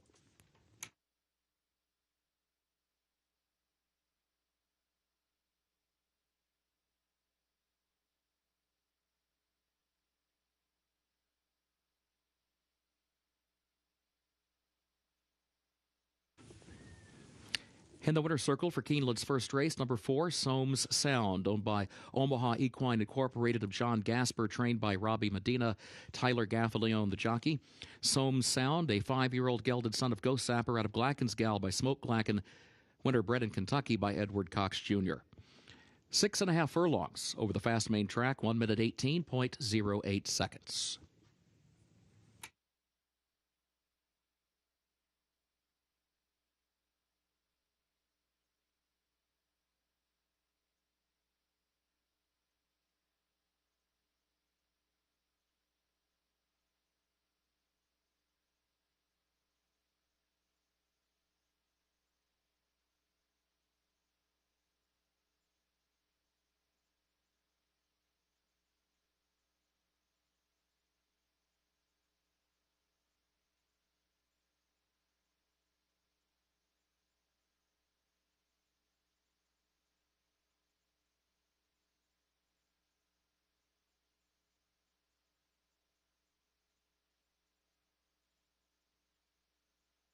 Results of the first race official, 4635, the official results for Keeneland's first.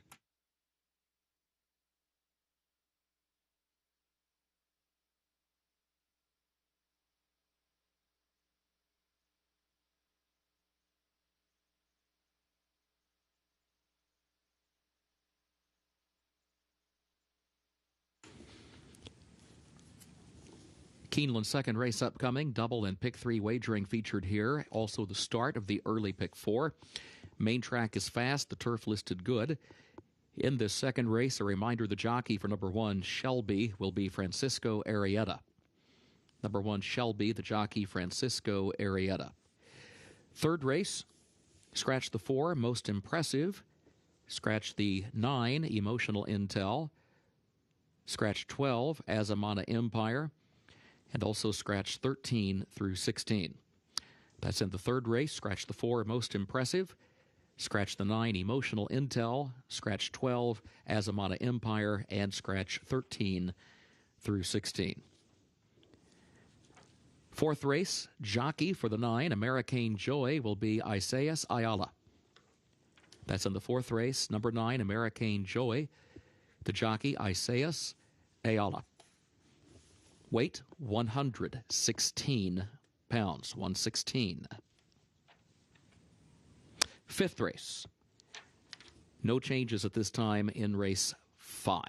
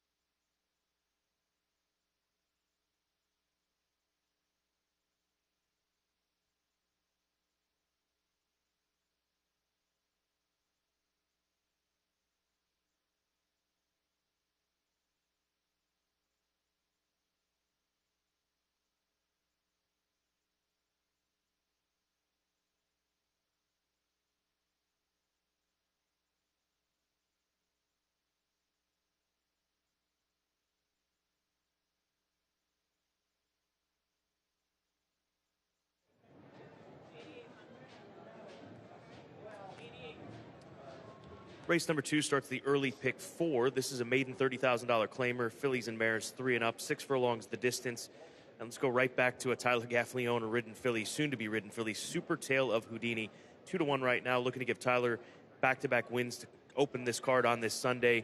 Gabby, I think, has just found the right level. Didn't run bad for 50, earned a solid enough speed figure number when comparing to the rest of these fillies, and it looks like she's primed for her best opportunity to win a race to date. Overall, she did improve in her last race, and that was her first race off of almost a year on the shelf, Scott. She came in from November to October of the following year, so she probably needed that last race. But the one thing that I noticed from watching the replay was that she broke really sharply and then faded. So I wonder if that was just because she was fresh coming off the layoff. I'm curious to see what approach Tyler takes if he does decide to go with her or take back, and kind of how the pace unfolds. But I agree with you, this drop in class should really be suitable for her. Another class dropper is the 2 high fare. Gerardo Corrales getting some big opportunities to ride for Wesley Ward here today at Keeneland Racecourse. She started her career off with campaigns on the turf course, going long, shortened up last time out. I go to this filly just based on the surface switch. Obviously, the drop from 50 to 30 shouldn't hurt either. But a daughter of American Pharoah from a Ghost Sapper Dam, perhaps the dirt will be the key to unlocking some ability here today at 5-1. We've seen American Pharoah's progeny. They're good on the turf. They're okay on the dirt. I think this is just a class relief to help wake her up.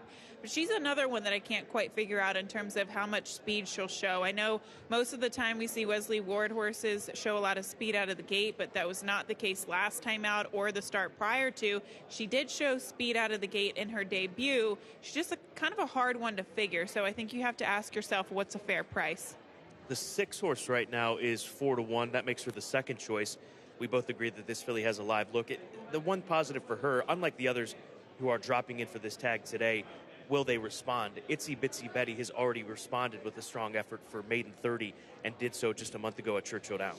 And she got a lot out of that race, I think, in terms of fitness. So now cutting back to 3/4 in her third career start after going 7 furlongs last time out could put her on her best performance, Scott. She was in the thick of it early last time out. She did all the dirty work to set up for the winner last time.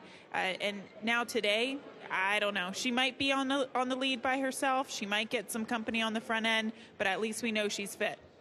Vietnam is the 5. Robert Medina, the trainer, he's looking to sweep the early daily double. 14-1 right now on this filly by Violence, a 3-year-old filly by Violence. She's had 1 dirt start.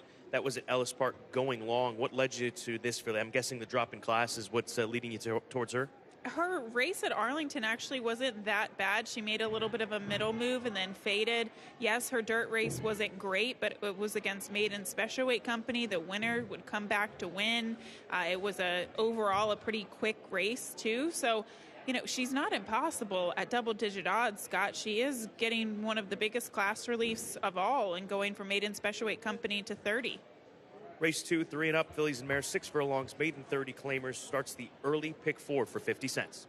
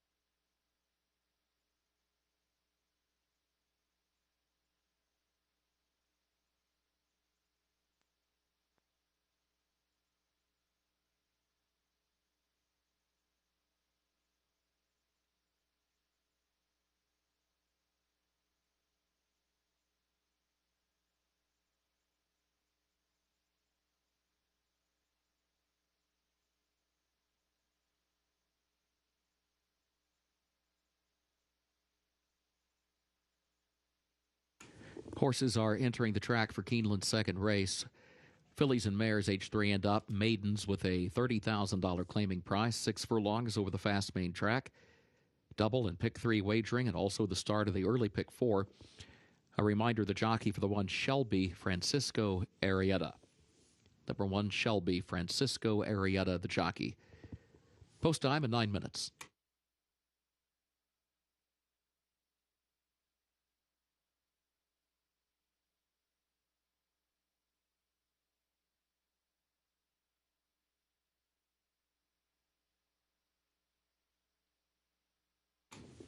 A reminder to early pick 4 players at Keeneland. The main track is listed fast, turf listed good.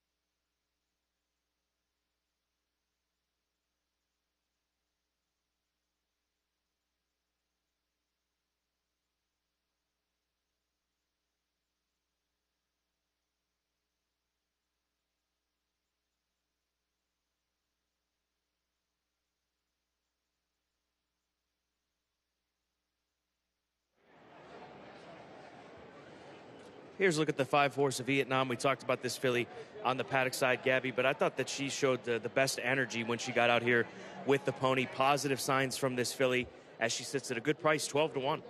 I agree with you, and I think 12-1 is a gift on her. Anybody in this field could win. I think it's a very level playing field, and she looks well here for Robbie Medina, but all of his horses look very well turned out in the afternoon, no matter the level. Let's go over to the 8-horse, another price horse, 7-1 right now for One Fast Orb. Moves to the Tom Drury Jr. barn for the first time, and oftentimes they do well. Drury does very well with horses off the layoff and right first out of his barn. So it's 6-1 as she clicks down, 1 to keep an eye on. Yeah, she's getting a pretty aggressive warm-up, Scott. I think that's a telltale sign that she's going to send from the gate early, and I don't mind her appearance. She's kind of a racy-looking little filly, so maybe one to consider, as she has shown speed before in the past, but just like her presence today on track. One Fast Orb, 6-1 currently with 6 minutes to post. Then we move over to the number 7 in the Chuck Fipke Stokes. That is Super Tale of Houdini. As we mentioned, looking to give Tyler Gaffleone a sweep of the early daily double. I think there could be a contentious pace here, so I won't be surprised if Tyler kind of takes a more patient approach on her. She showed speed and faded last out off the layoff, but I wonder if she is a better horse to kind of have a target and make that one move off the pace.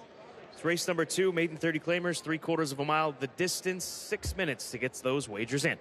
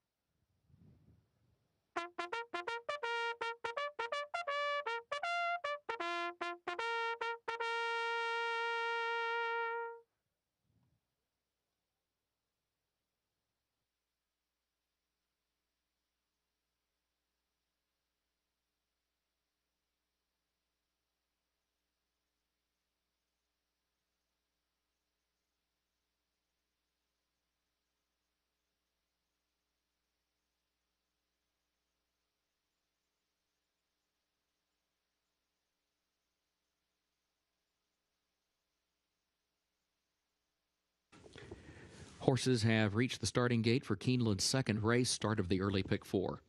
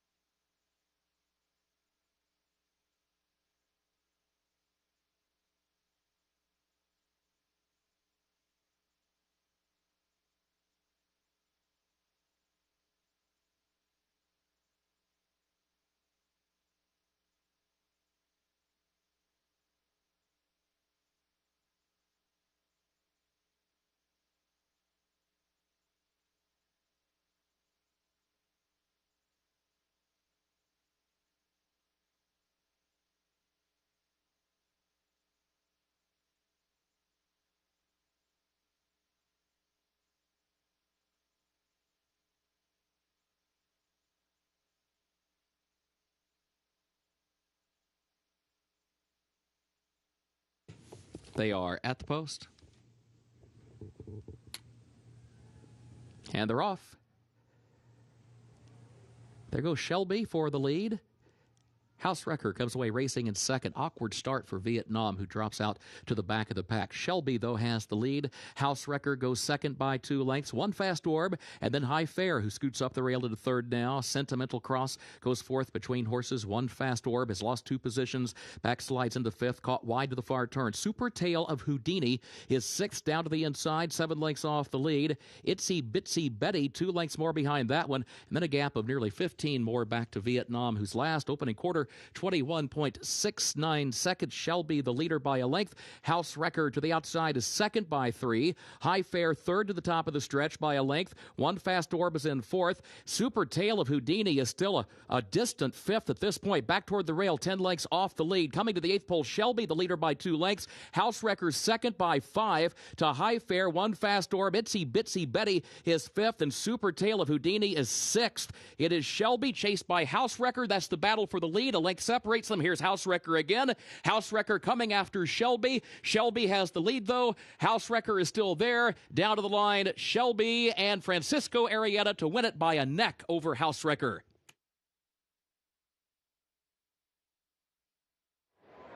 Francisco Arrieta was aggressive from the inside. That's what it takes to win from post 1 when you're coming out of the chute, and that's exactly how he wins this race with this filly.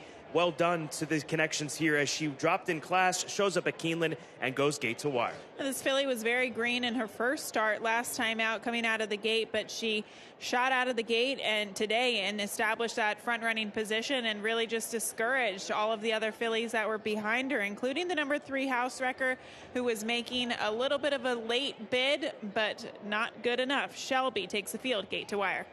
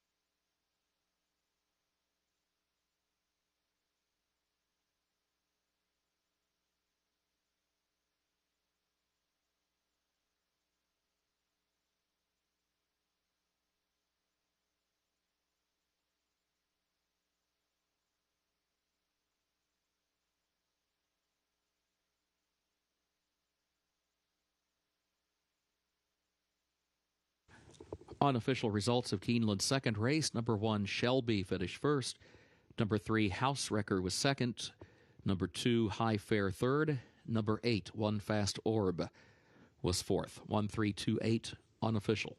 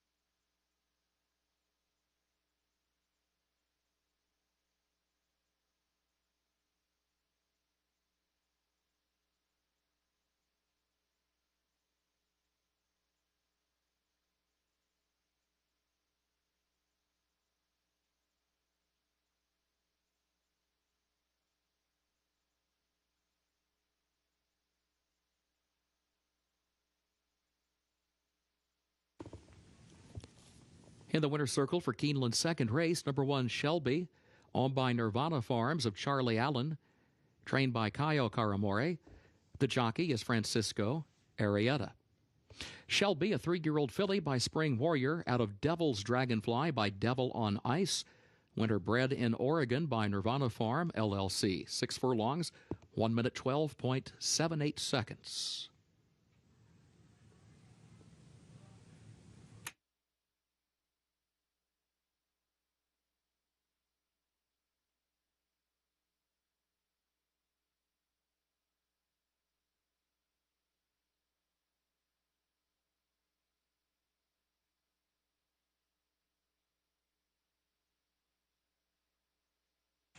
Second race results official, 1-3-2-8.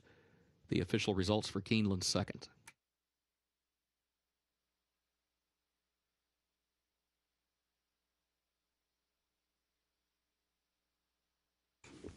Keeneland's third race upcoming. Double and Pick 3 wagering are offered here, and this is also the start of the Keeneland Turf Pick 3, comprised of races 3, 6, and 8. Turf is listed good, rail at 0 feet. In the third race, scratch the 4, Most Impressive. Scratch the 9, Emotional Intel. Scratch the 12, Azamana Empire. And scratch 13 through 16. Looking ahead to the fourth race. In the fourth, a reminder the jockey for the 9, American Joy, is Isaias Ayala. Fourth race, number 9, American Joy, the jockey, Isaias Ayala. Corrected weight, 116 pounds. No changes to report in the fifth race. Looking ahead to the latter two legs of the Keeneland Turf Pick 3. In the sixth event, scratch 3, 7 cents, scratch 4, Huey Attack, scratch 10, Major Wager, and scratch 13, Pretty Boy Elm. That's the sixth race. Scratch 3, 7 cents, scratch 4, Huey Attack, scratch 10, Major Wager, and scratch 13, Pretty Boy Elm. And looking to the eighth race, the final leg of the Keeneland Turf Pick 3. In the eighth event, a reminder scratch part of entry, 1A, Farsighted. Scratch 4, Can't Buy Love. Scratch 8, Prodigy Doll. Scratch 11, Spicy Marge. And scratch 13, Someone Said So. Turf listed good.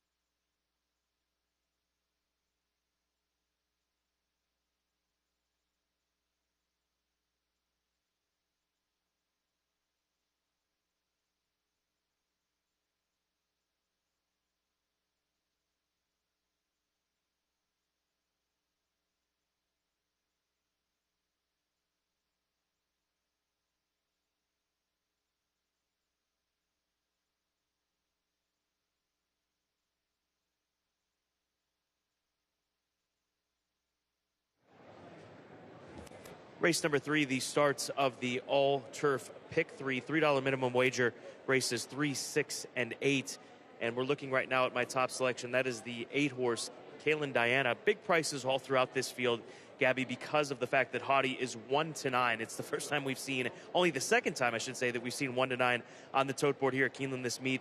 And the first was Latruska in the Grade 1 Junbot Spinster, just going to show you the how dominant she was there and the expectations surrounding Hottie. But Keeneland Diana, the number 8, more than ready filly, ran into 2 next out turf stakes winners in her last 2 starts. Turner Loose and California Angel, who recently won the J.P. Morgan Chase Jessamine on Wednesday, and she is currently 13-1 on the tote board. This is too big of a price for this filly and what she is able, should be able to do here today.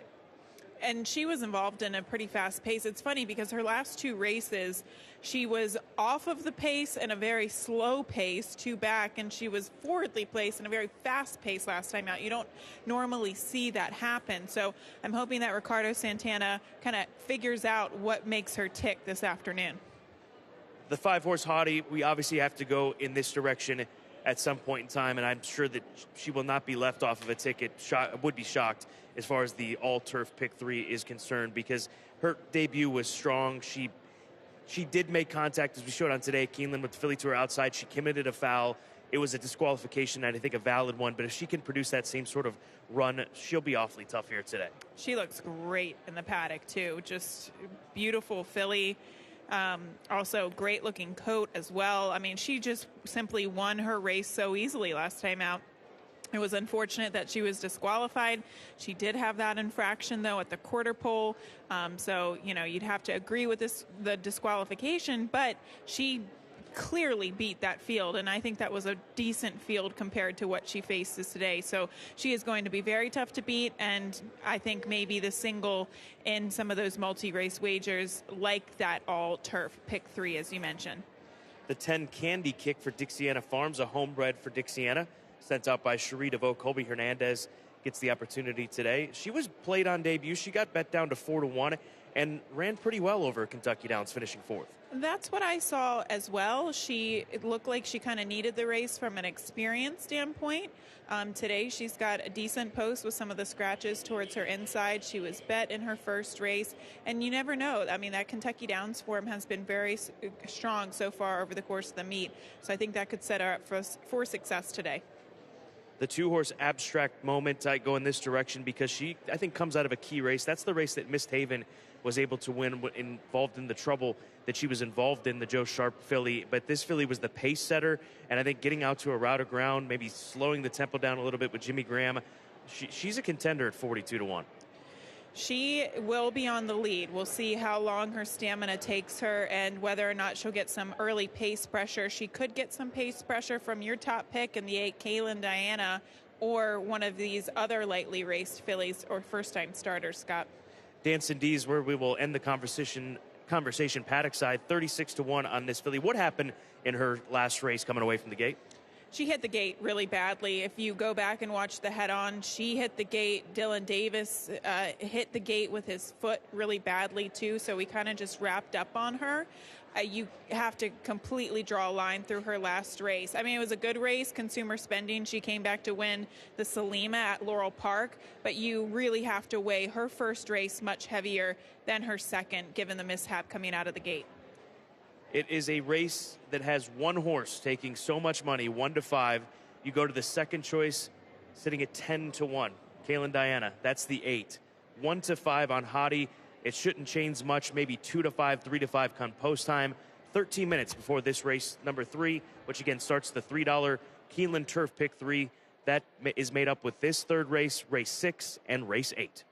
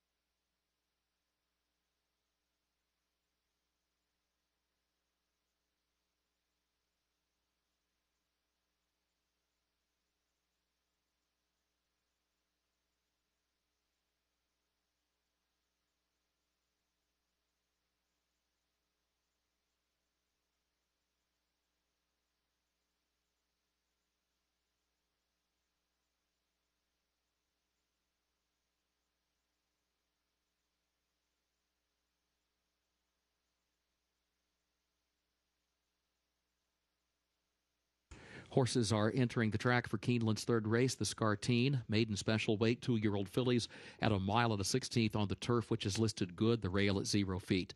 Double and pick 3 wagering, start of the Keeneland turf pick 3. Scratch the 4, most impressive. Scratch the 9, emotional intel. Scratch the 12, Azamana Empire. And scratch 13 through 16. Turf listed good, post time in 7 minutes.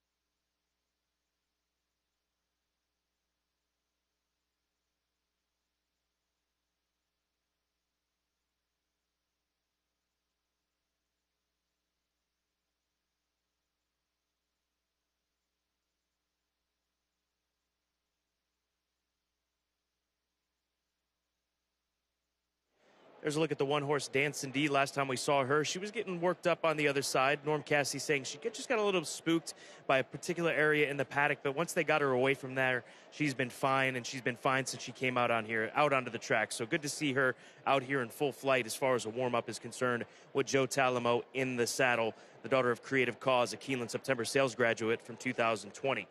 Missoni, the 325-1. Cherie DeVoe telling me that this filly has never had a bad day of training in her life. And look at her out there as she warms up. She's so dappled out for this debut. You've got to give her a big look as a first-time starter with a big price next to her number. Everybody's a big price, minus Howdy, the number 5 horse. And then we'll go over to the number 7 horse, Hard Spun Woman. Another good-looking filly in here. First time with Mike Maker. Moves from Kentucky Downs here to Keeneland. And I think that the distance is going to be, we'll agree with her based on the way that she ran going a mile last time out. So she's another live price at a good number. And that is 12-1. That's the 7 horse, Hard Spun Woman. Race number 3, $3 Keeneland Turf Pick 3 starts with this third race, then goes to race 6 and concludes with race number 8. As there's a look at the number 5 horse, Hottie, one of the clocker picks from this morning's show today at Keeneland, and still the heavy favorite, 1-5.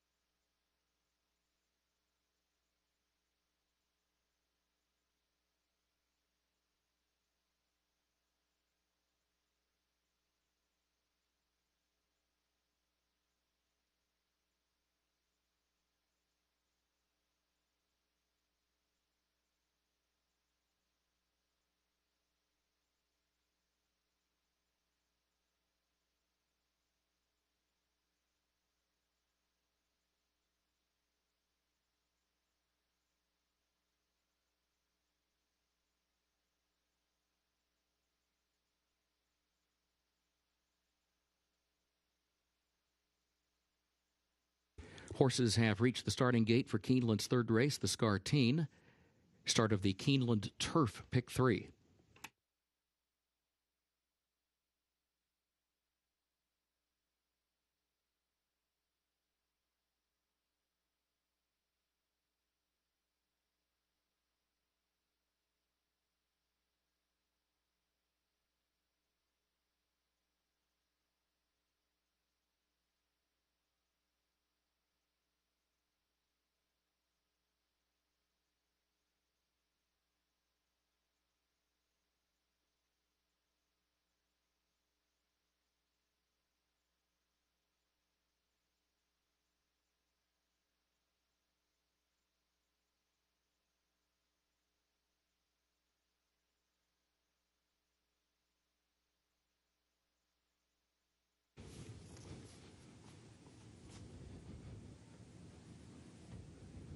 They are at the post. And they're off. Haughty is away in good order. Dance and D is there to the inside. Haughty, Dance and D come right to the front in the opening strides. There's Missoni moving up to the outside of Abstract Moment, who's got the third spot toward the rail. Missoni will go fourth. Hard Spun Woman is away running in fifth. Macadamia goes sixth up on the outside. Lady Mercedes is seventh back toward the inside. Candy Kick alongside her in the eighth position. Then a break of 3 more lengths back to Kaylin Diana, who is ninth, but now starting to close that mild gap and catch up with the rest as they head around the first turn. Back up front, Dance and D, the leader. The opening quarter, 23.96 seconds for that opening quarter. The advantage, 3/4 of a length for Dance and D to Haughty, who's second by just a length. Abstract Moment looks to the far outside in the third position up the backstretch. Hard Spun Woman, fourth back toward the rail, 2 lengths off the lead. She is joined by Missoni, who's alongside at fifth. Break of nearly 3 more. Macadamia goes in sixth position. Candy Kick is seventh. Lady Mercedes is eighth. And Kaylin Diana is last of the 9. 48.89 seconds the time for the opening half mile. It is Dance and D with the lead. Haughty is just a neck from the lead. Now a half length separates the top 2 around the far turn. Abstract Moment, third on the outside, 2.5 lengths from the front, with Hard Spun Woman now taking third. Moving by to her inside. Macadamia slides up the rail to fifth. Still 6 lengths off the lead, though. Missoni between horses sixth. Here's Haughty for a narrow lead off the far turn. Now begins to draw clear of Dance and D at the 8th pole. Macadamia switches lanes to the outside from third, but 5 lengths off the lead. Hard Spun Woman fourth. Missoni is fifth. It is Haughty with the lead by 4. Macadamia goes to second. Hard Spun Woman running toward third, but Haughty and Tyler Gaffalione have hit the wire in front. Haughty wins it. Macadamia second. Hard Spun Woman was third. Dance and D fourth. Missoni fifth.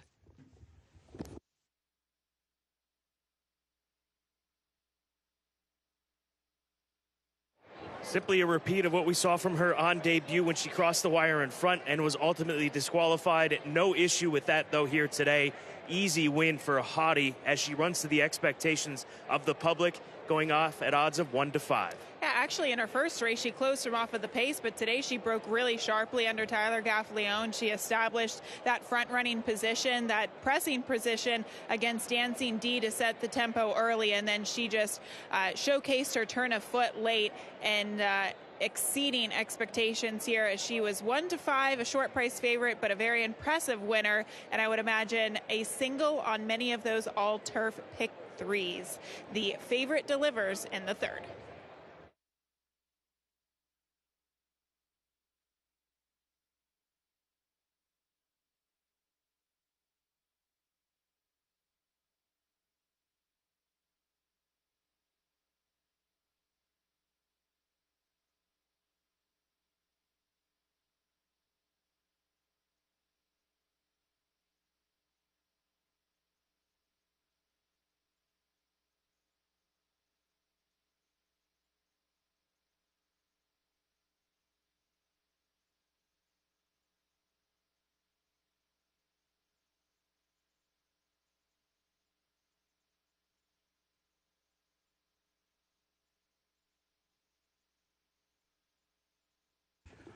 Unofficial results of Keeneland's third race. Number 5, Haughty, finished first. Number 11, Macadamia, second. Number 7, Hardspun Woman, third. Number 1, Dancin' D, fourth. 5-11, 7-1, unofficial.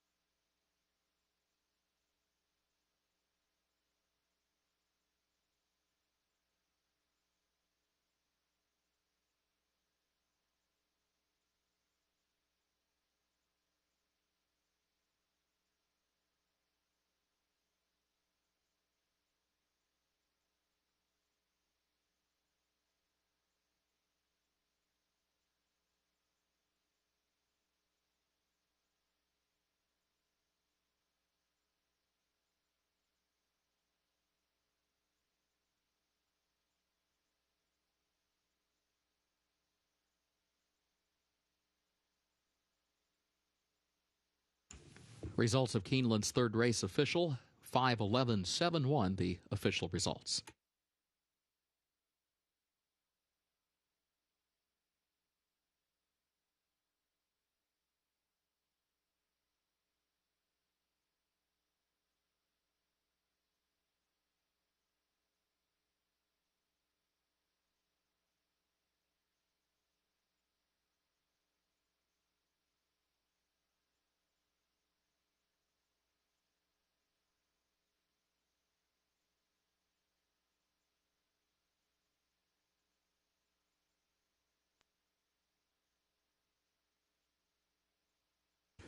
The official winner of Keeneland's third race, the Scartine, number 5, Haughty, owned by Bradley Thoroughbreds of Pete Bradley, owned also by Belmar Racing and Breeding LLC of Vito Cucci, by Tim and Anna Cameron and Team Hanley of Jay Hanley. The trainer, Chad Brown, 2 wins today for jockey Tyler Gaffalione.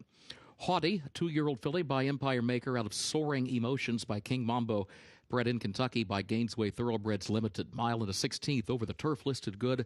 1 minute 43.96 seconds.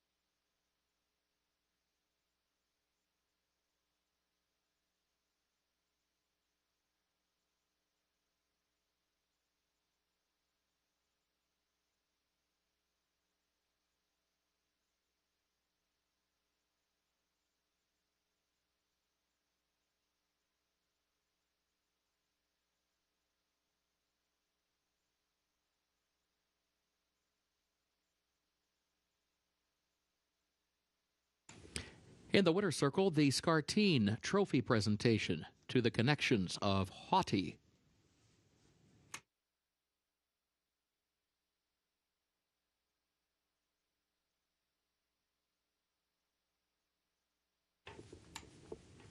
Keeneland's fourth race upcoming, double and pick 3 wagering offered here, and it's the start of the pick 6, no carryover. Main track is fast, turf is good, the rail at 0 feet on the turf course. Fourth race, a reminder the jockey for the 9, American Joy, will be Isaias Ayala. Number 9, American Joy, Isaias Ayala, the jockey. Corrected weight, 116 pounds. Looking ahead to race 5, no changes in the 5th event. 6th race. In the 6th race, scratch 3, 7 cents. Scratch the 4, Huey Attack. Scratch the 10, Major Wager. And scratch 13, Pretty Boy Elm. That's in the 6th race. Scratch number 3, 7 cents. Scratch the 4, Huey Attack. Scratch the 10, Major Wager. And scratch 13, Pretty Boy Elm. 7th race. Scratch the 6, Sunny Isle Beach. And scratch the 8, Champagne Toast. Again, scratch 6, Sunny Isle Beach. And scratch 8, Champagne Toast. 8th and featured race, scratch part of entry, 1A Farsighted. Scratch the 4, Can't Buy Love. Scratch 8, Prodigy Doll. Scratch 11, Spicy Marge. And scratch 13, Someone Said So. Again, that's in the featured 8th race, scratch part of entry, 1A Farsighted. Scratch the 4, Can't Buy Love. Scratch 8, Prodigy Doll. Scratch 11, Spicy Marge. And scratch 13, Someone Said So. 9th and final race. Scratch the 5, My Daddy's Trainer. And scratch 13 through 16. That's in the 9th and final race. Scratch 5, My Daddy's Trainer. And scratch 13 through 16. Main track is fast, turf good.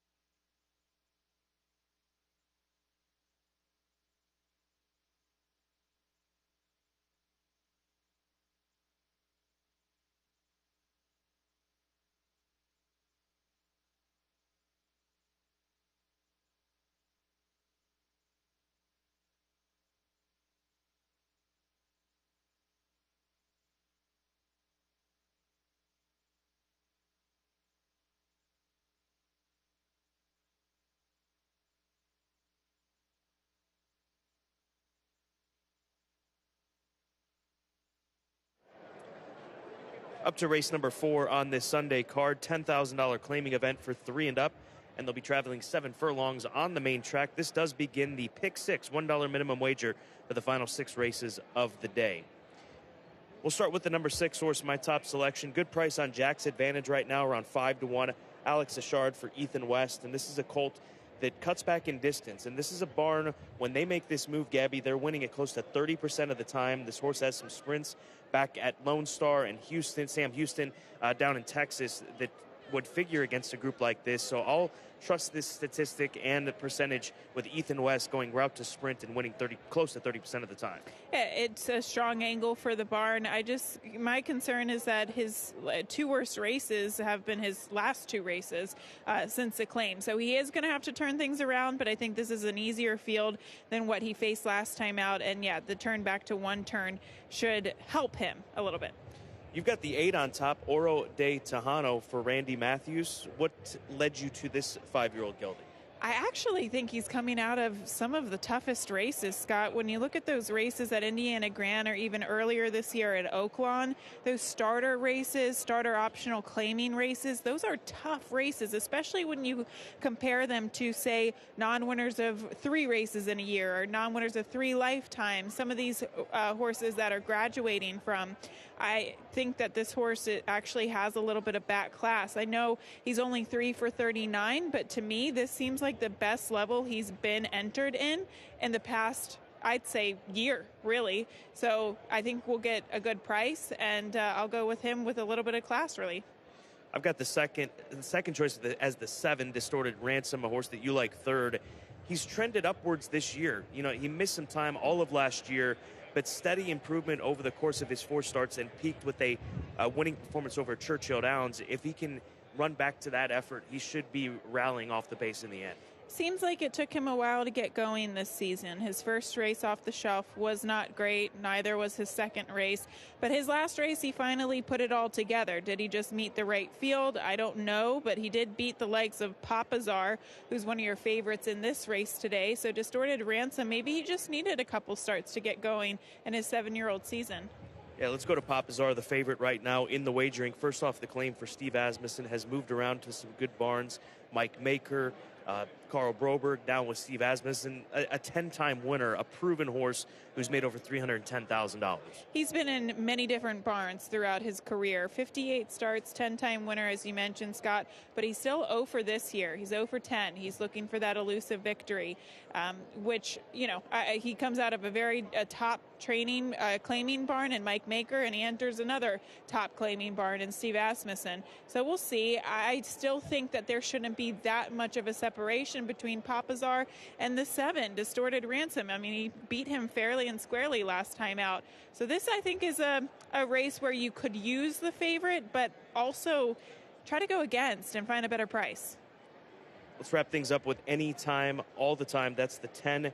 Comes off of a series of good runs between Mountaineer and Belterra. It's obviously a jump up as far as the circuit is concerned and class, but still a horse that has hit a good stride, really rarely runs a bad race in his last 10. Maybe it's a bit of a stretch, but I think that he's got to look to maybe crack the top 3, top 4. I think his best hope is to really send out of the gate and establish an early position.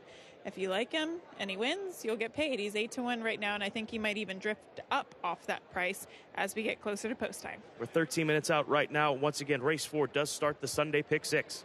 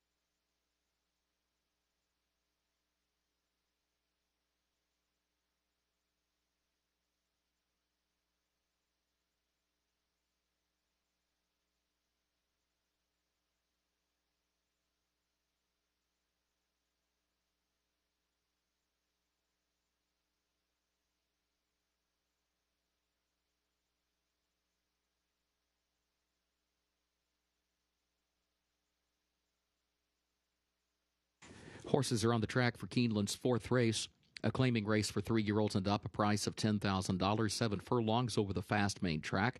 Double and pick 3 wagering start of the pick 6, no carryover. A reminder, the jockey for the 9, American Joy, Isaias Ayala. Number 9, American Joy, the jockey, Isaias Ayala. Corrected weight, 116 pounds. Post time, 7 minutes.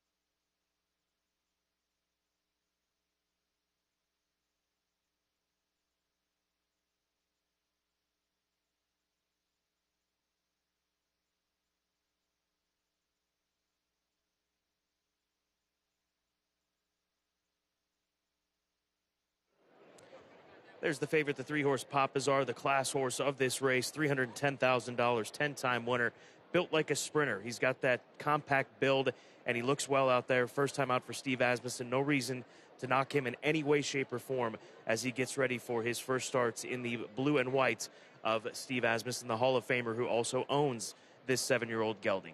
Don't need an Amy is the number 4 horse, 26-1. Thought that he looked fine coming out. As far as just looks, his form is not that, compared to the rest of these horses, is not all that great, and thus 26-1. But based on looks, he might be able to outrun what is expected of him and maybe move forward if he's doing better than what he has in his recent races over at Belterra.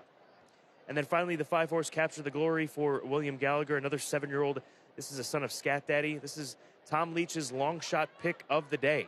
Is currently 9-1 on the tote board, coming over from Belterra as well for his first start at Keeneland. So good luck to Tom Leach, looking for a price as he does each and every day on today at Keeneland here during the races at Keeneland Racecourse. 5 minutes away from race number 4. Once again, this does start the $1 pick 6.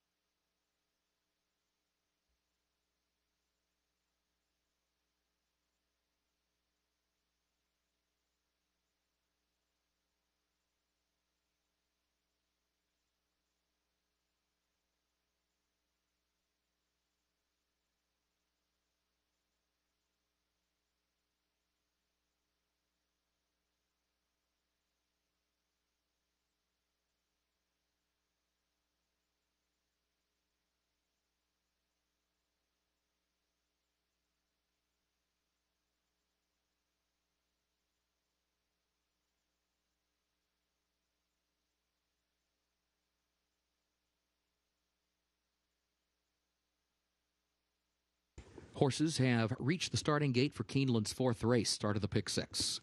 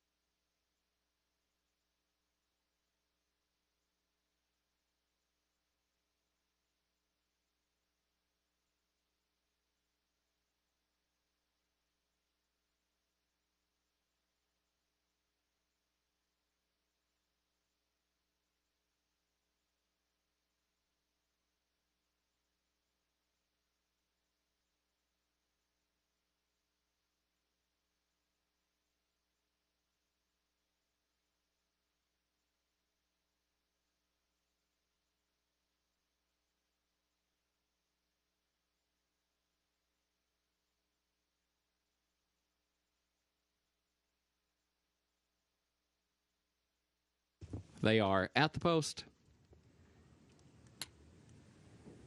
And they're off.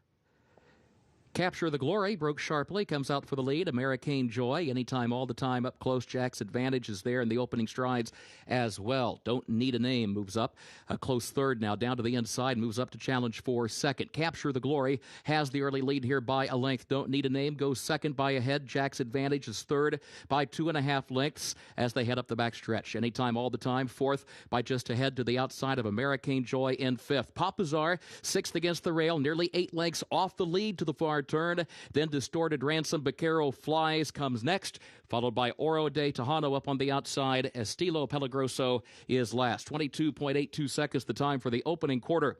Capture the Glory leads it by a length. The Jack's Advantage second ahead. Don't Need a Name. Third toward the inside as they round the far turn. Gap of 5 more lengths to Anytime All the Time, who is fourth on the outside of American Joy, who now takes fourth by a neck. Still 6 lengths from the front. Capture the Glory leads. Top of the stretch, Capture the Glory leads it by 3 lengths off the turn. Don't Need a Name is second. Jack's Advantage third. Anytime All the Time is fourth on the outside. American Joy is fifth.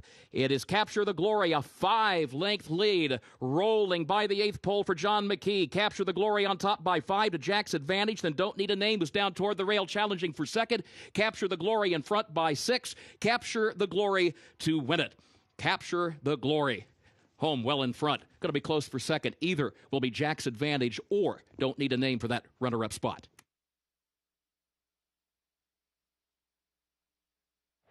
Well, a tip of the cap to Tom Leach. That was his long shot pick of the day on today at Keeneland, and he got a great price, 11-1, and a top performance from Capture the Glory, who took it to him early, middle, late. Yeah, in these claiming races, speed is always dangerous, and we've seen that be the case so far, even this afternoon. Capture the Glory with a sharp gate break, takes the field gate to wire, and nobody else could catch him in the end. Congrats to the Connections and to Tom Leach for his long shot pick of the day. The 5 Capture the Glory gets the W at 11-1.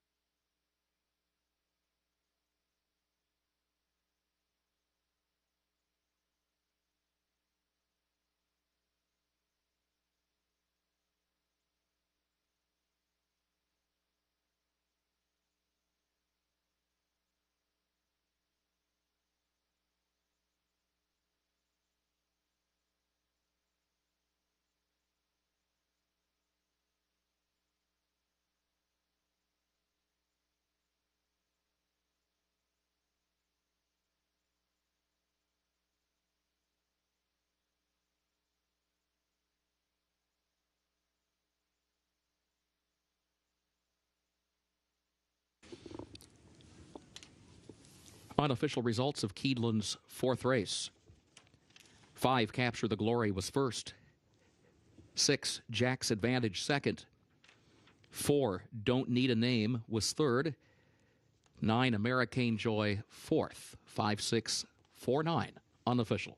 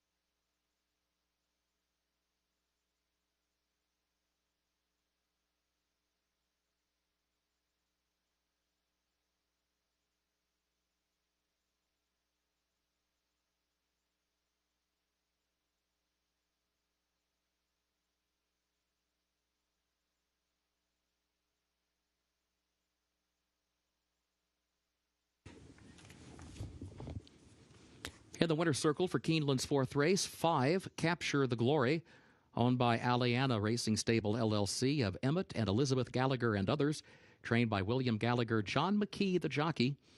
Capture the Glory, 7-year-old gelded son of Scat Daddy out of Desert Flight by Marie Asmon, bred in Kentucky by Mr. and Mrs. John Liviakis. 1 minute, 23.76 seconds for the 7 furlongs over the fast main track.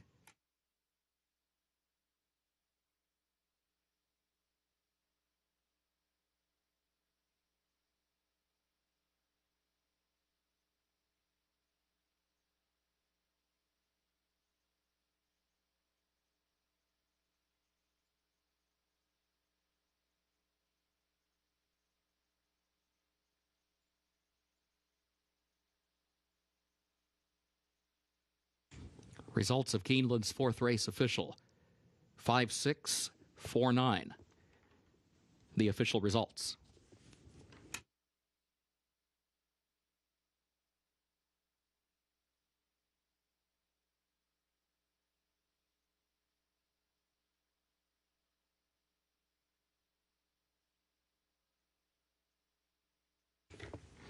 We direct your attention to the winner's circle at this time.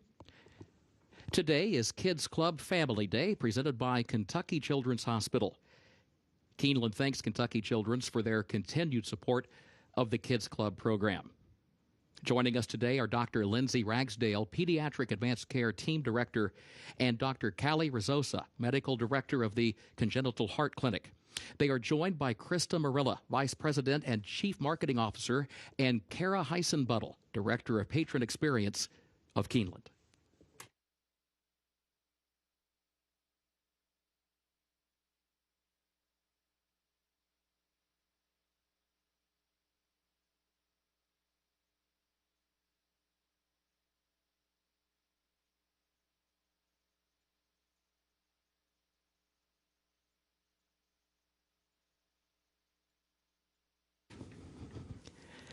Keeneland's fifth race upcoming. Double and pick 3 wagering offered here. Start of the late pick 5. Main track fast, turf listed good. No changes in this fifth race. Looking ahead to the sixth race, a reminder, scratch number 3, 7 cents. Scratch the 4, Huey Attack. Scratch 10, Major Wager, and scratch 13, Pretty Boy Elm. Again, that's in the sixth race. Scratch 3, 7 cents. Scratch 4, Huey Attack. Scratch 10, Major Wager. Scratch 13, Pretty Boy Elm. Seventh race, scratch the 6, Sunny Isle Beach. And scratch the 8, Champagne Toast. That's in the seventh race. Scratch 6, Sunny Isle Beach. And scratch 8, Champagne Toast. Featured eighth race, scratch part of entry, 1A Farsighted. Scratch the 4, Can't Buy Love. Scratch 8, Prodigy Doll. Scratch 11, Spicy Marge.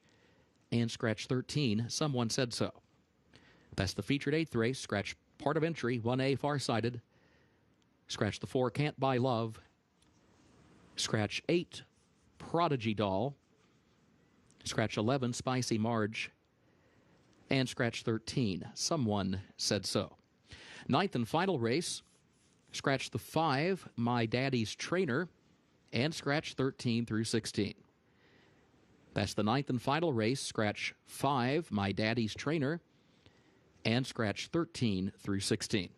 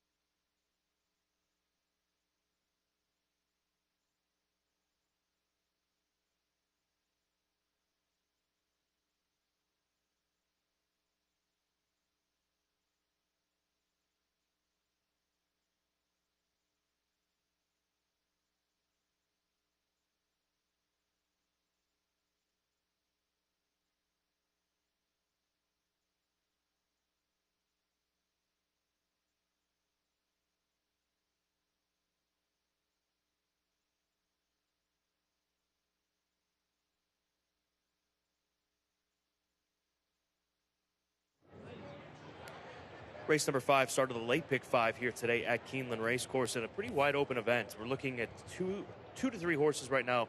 3 horses getting the attention. The 1 horse down on the inside who's just clicked over to face Thirsty Betrayal, and then the 8 and 9 Beverly Park and Alex's Strike, the 2 horses that Gabby and I like on top.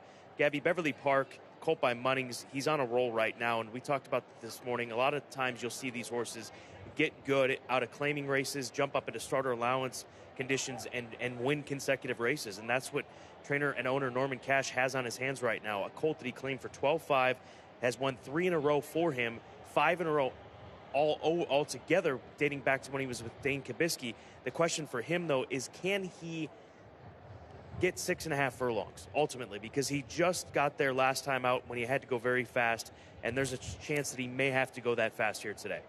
Well, he actually is a little bit more versatile than maybe what his form would always suggest. I mean, look at his race 2 starts back. He closed from off of the pace, or at least from a stalking position to win. So he's not a horse that necessarily needs the lead. The way he's been winning, I just feel like he's been dominating his competition. So to answer your question, Scott, I think the 6.5 furlongs should be fine if he doesn't go too fast too soon, which I don't think he needs to, given his history. Well, Alex's Strike, the 9, your top play, getting plenty of attention from a morning line of 8-1, 4-1 right now. Actually was favored not too long back, but 6.5 should be absolutely in his wheelhouse. He has a complete opposite running style than Beverly Park, the horse we were just mentioning. But last time out, he did get bumped out of the gate from both sides, and early on he lost contact with the field. So I think the fact that he was so far off the pace might have been even more exaggerated. I hope he gets a cleaner break, and the 6.5 furlongs certainly will help him, but a well-timed move is necessary too. Futile is the number 5 horse, 6-1. Encouraging placement for trainer Chris Hartman. Claimed this horse for $8,000. Steps back into starter allowance company. Ran against Beverly Park and a few others in this race where he was well beaten that day. But Hartman liking this horse enough off of that claim to protect him is a positive sign. We know how good Chris Hartman is first off the claim of the trainer. He is, but this horse has faced some of similar faces, including Beverly Park, Tumbling Sky, even Thirsty Betrayal. You can see those horses in the running lines, and he hasn't been able to beat any of them in the afternoon. So if you like this horse, you're hoping that he's going to improve off the claim. And then let's go to Thirsty Betrayal, the number 1 horse in our top 3 selections. No longer the favorite. It's now the 8 horse who's moved into that spot. It's going to shift quite a bit here over the course of these 14 minutes, or move around, I should say, back and forth. Thirsty Betrayal. The one concern for me with this gelding is not his form or consistency, but is being able to get a trip from this inside post, given that he's likely going to be outrun early on. I agree with you. I think the rail post could be a little bit complicated for this horse, just considering his running style. He's not a deep closer. He's not a speed horse. He's kind of that in-betweener, and sometimes that can be really complicated from the rail post. But he's got class. He's got versatility. Scott, I thought he was one of the horses to beat in here, a top contender. Should turn out to be a good race. Pretty evenly matched group of starter allowance horses starting the late pick 5 here at Keeneland.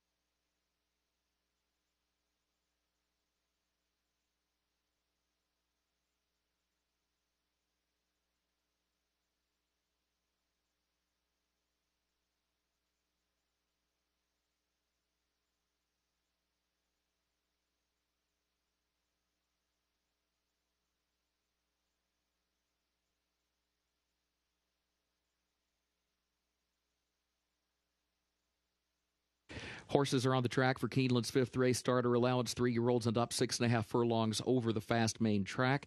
Double and pick 3 wagering start of the late pick 5. No changes in this fifth race. Main track is fast, turf listed good. Post time 7 minutes.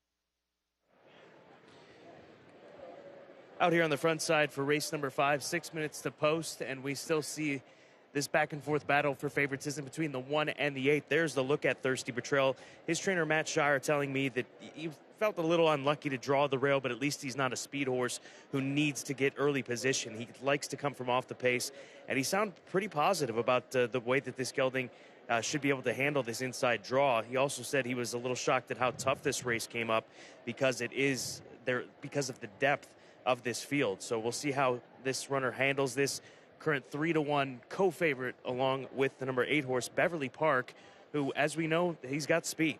That's his game. And he has shown the ability to track off the pace. We'll see what John McKee is able to do with him here today from this outside draw, as he deserves the attention that he's getting at the windows, looking for his 6th consecutive win, a 6-time winner over the course of his career. He's really woken up with those victories and found out what his job is to do. That's to get to the wire in front. And then there's the 10-horse Crime Spree for Eric Heitzman. This is the one of the runners that Matt Shire pointed towards as well. He says how good this horse is, and showing up out of a $50,000 claimer, comes out of that race just a few weeks back, just 11 days ago, really 9 days ago, for this runner, Crime Spree, out of that good $50,000 claiming event.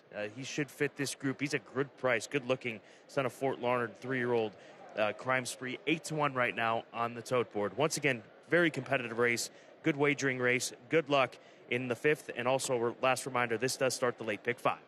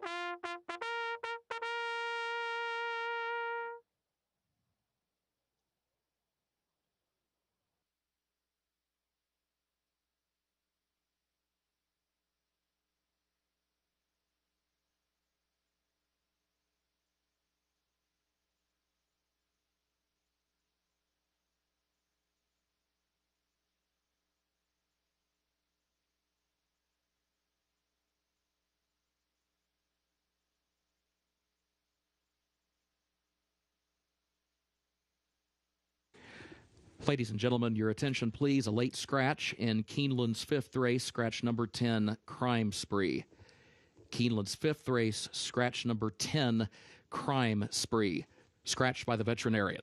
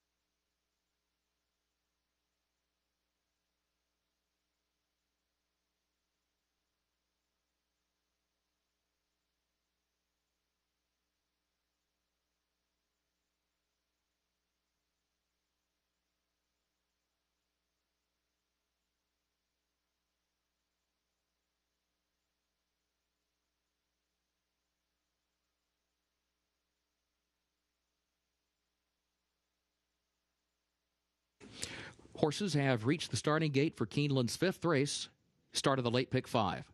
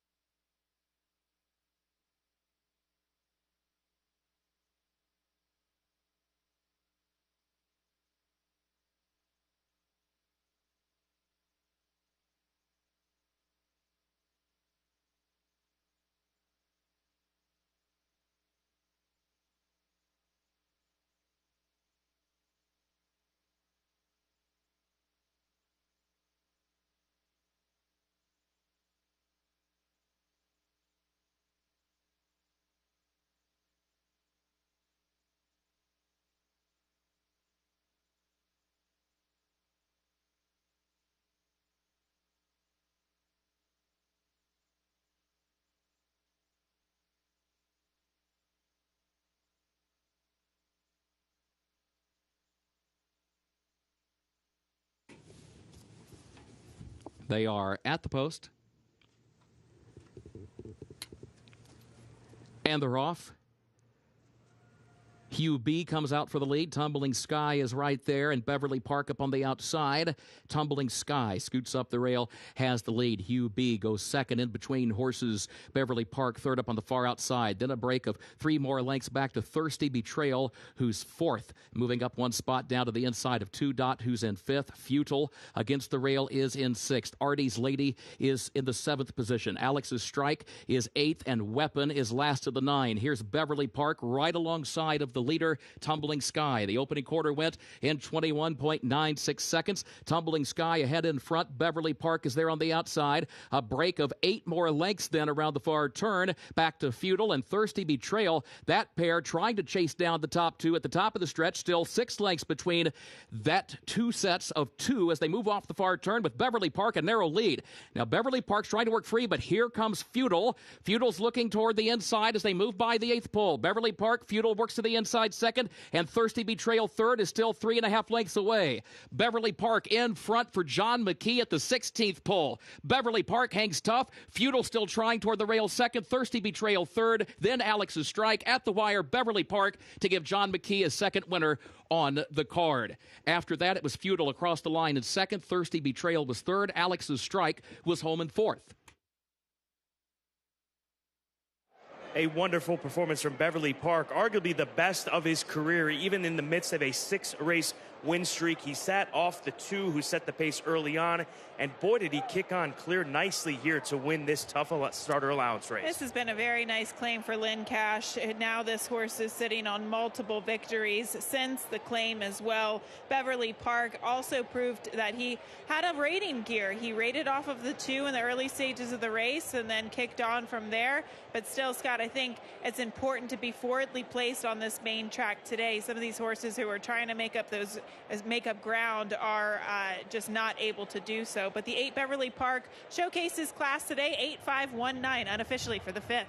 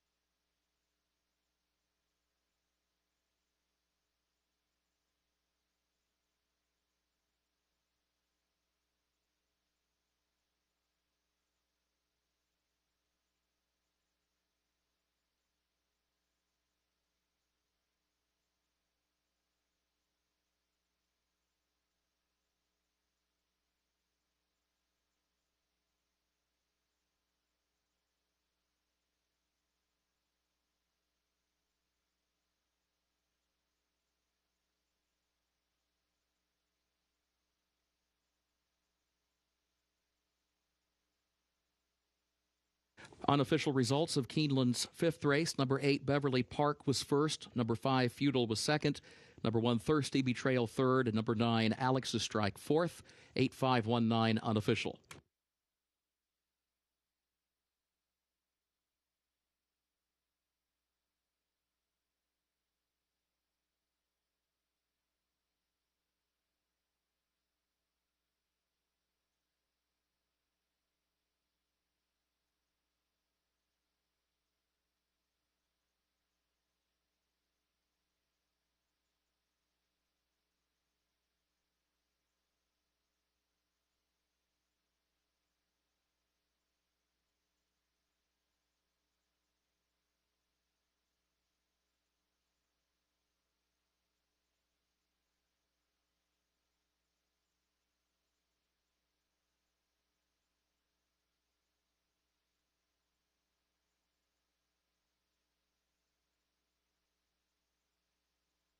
In the winner's circle for Keeneland's fifth race, number 8 Beverly Park, owned and trained by Norman Cash. The jockey John McKee goes back-to-back on the card.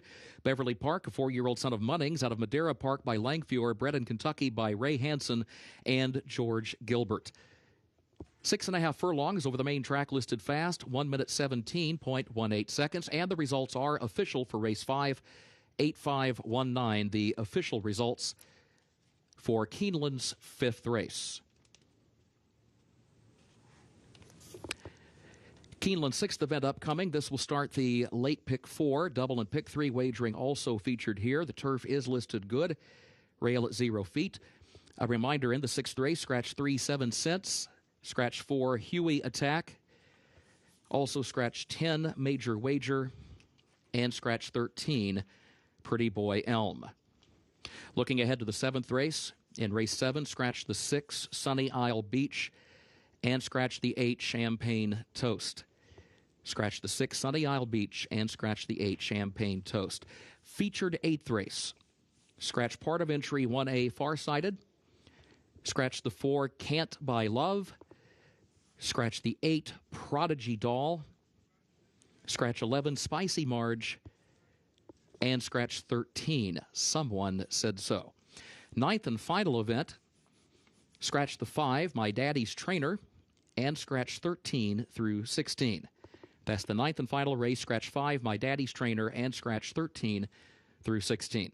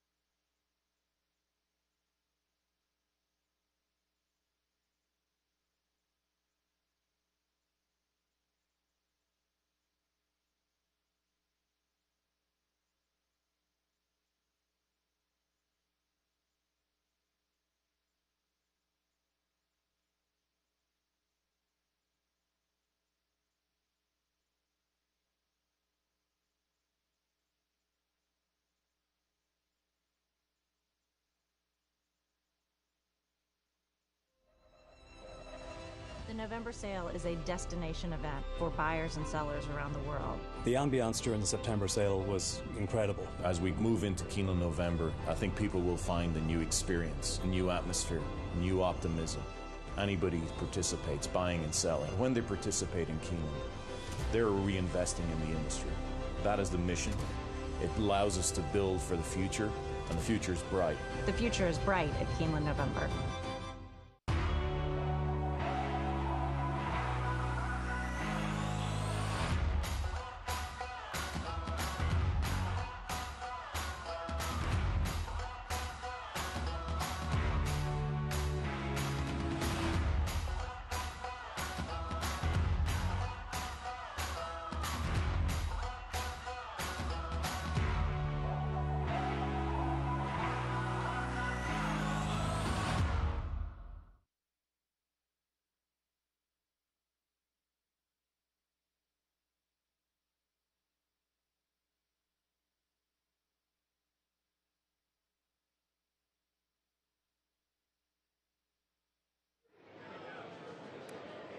Such a good race coming up, such a good string of races coming up here to close out this Sunday card. This sixth race starts the late pick 4, second level allowance race, 5.5 furlongs on the turf course sprinting for 3 and up, and pretty wide open wagering event as well, as we've got 2 horses vying for favoritism in this spot, the 6 and the 12. I do go to the 12 horse in here as my top selection for George Weaver.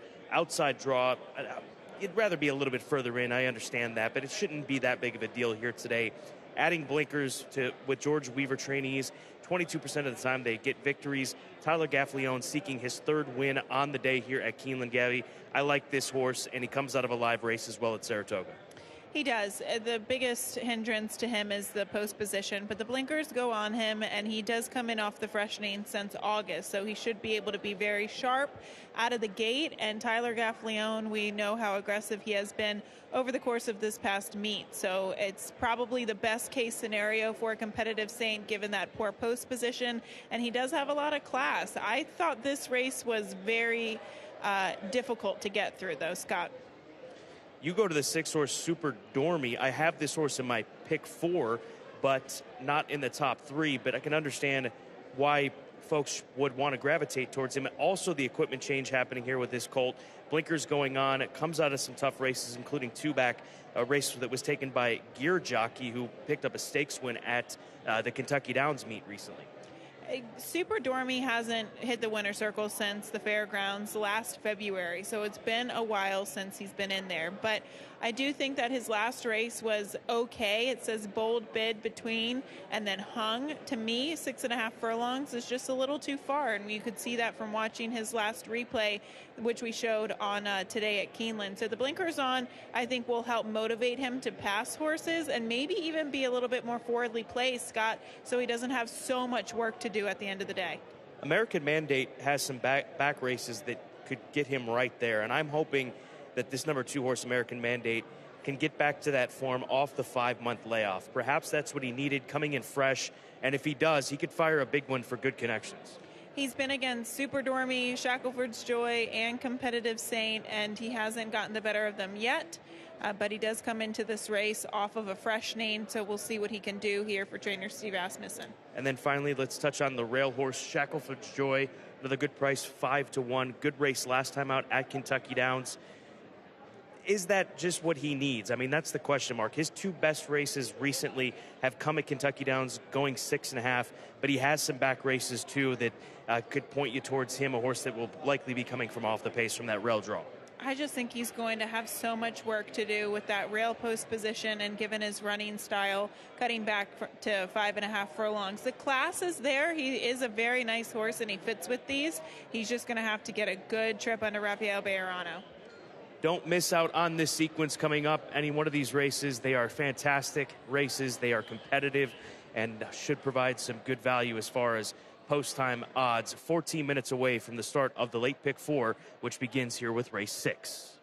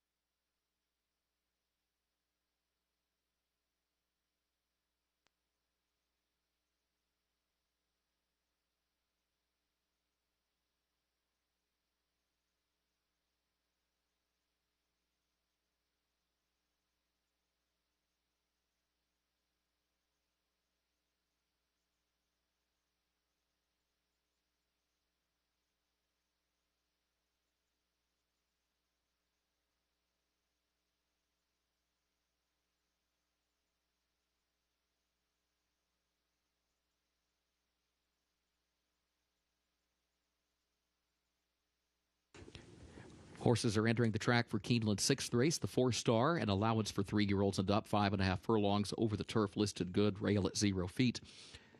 Double and pick 3 wagering start of the late pick 4. Scratch number 3, 7 cents. Also scratch the 4, Huey Attack. Scratch the 10, Major Wager. And scratch 13, Pretty Boy Elm. Post time at 6 minutes.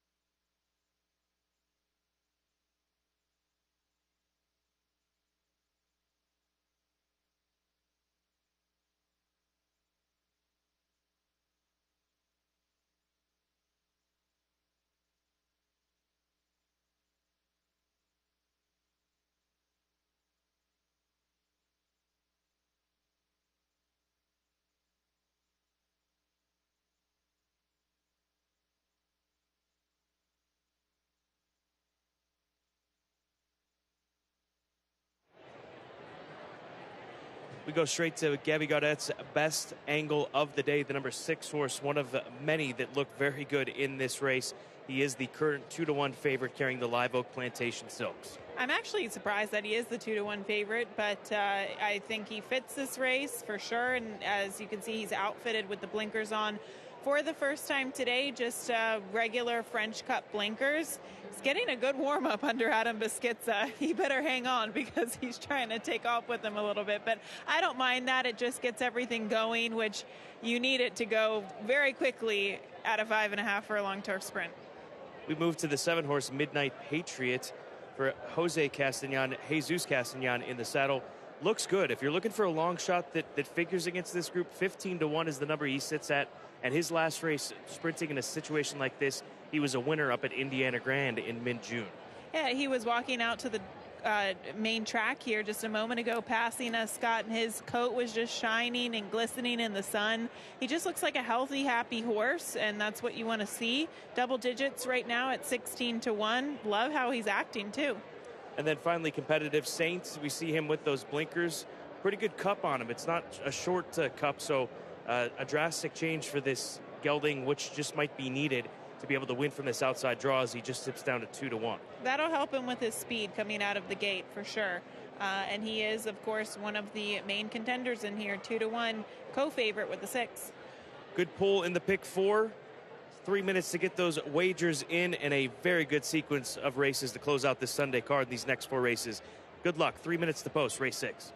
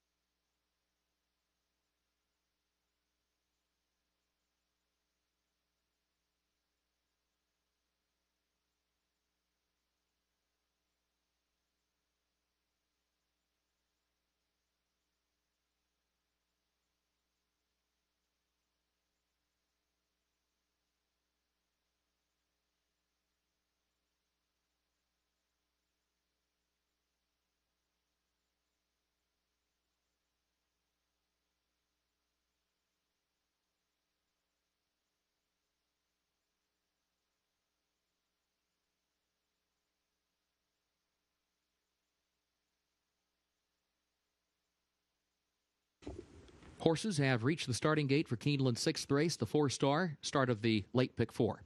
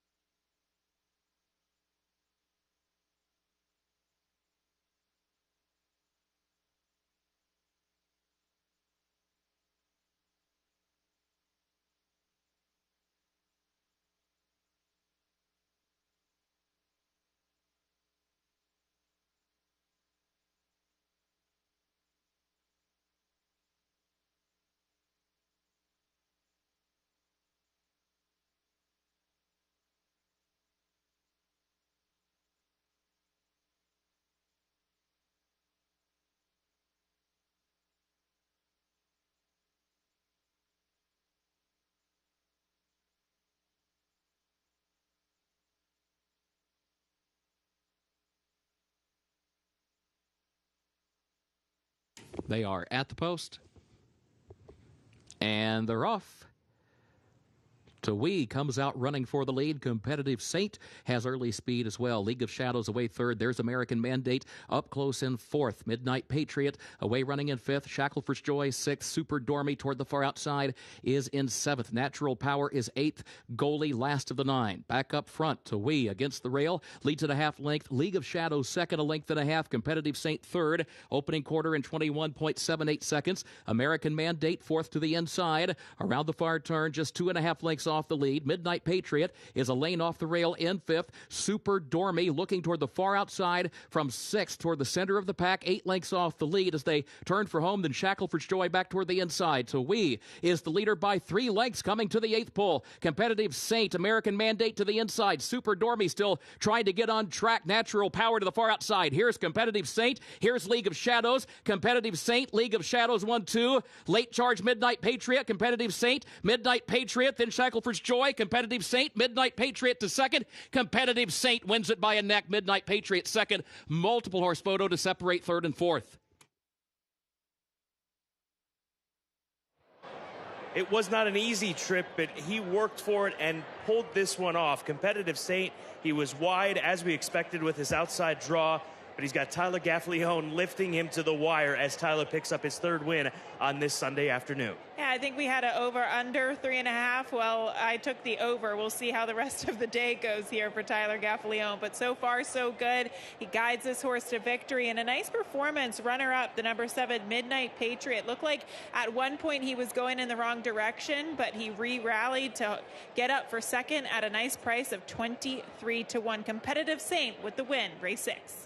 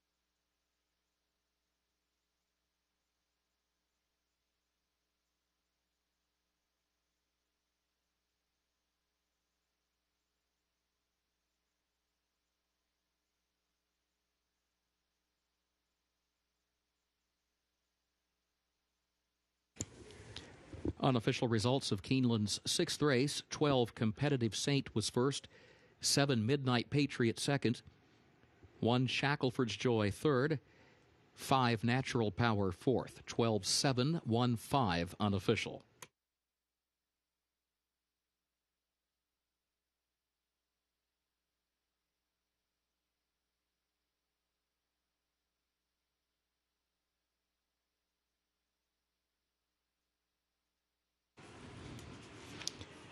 In the winner's circle for Keeneland's 6th race, the 4-star, number 12, Competitive Saint, owned by Bonaventure Stables of Daniel F. Collins, trained by George Weaver.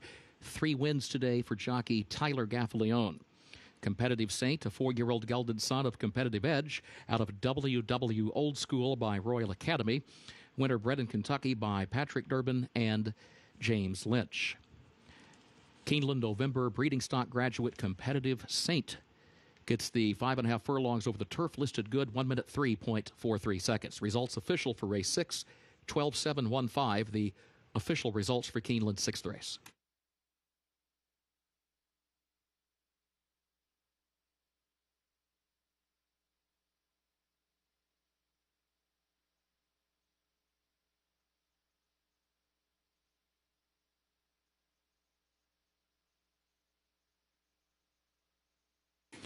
In the winner's circle, the 4-star trophy presentation to the connections of Competitive Saint.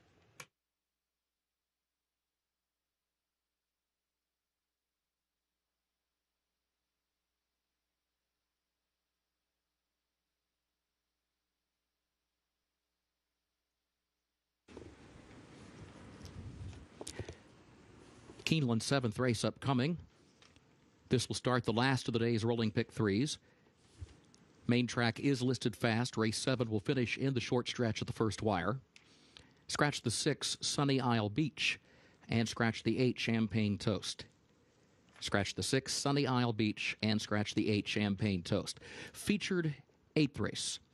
Scratch port of entry 1A, Farsighted. Scratch the 4, Can't Buy Love. Scratch number 8, Prodigy Doll.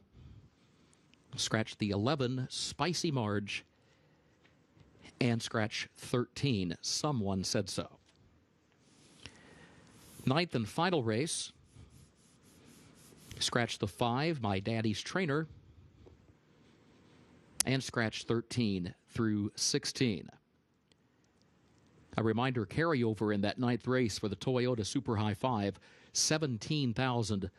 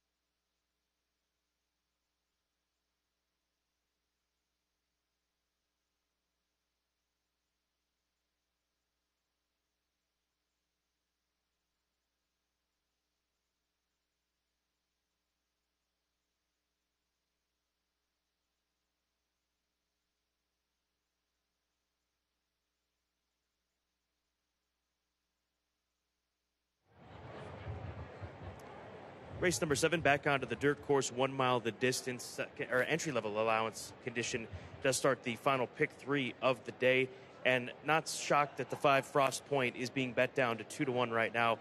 A daughter of Frosted, a homebred for Godolphin. The first dam, grade 1 placed, good filly family from the mare Balletto, and also this filly's a half sister to the grade 1 placed Villanesca, who was a grade 1 place in the Ballerina Stakes. So good family, as you would expect from a Godolphin homebred. They typically all are, and I think that this filly takes a big step forward today as she goes around of ground for the first time.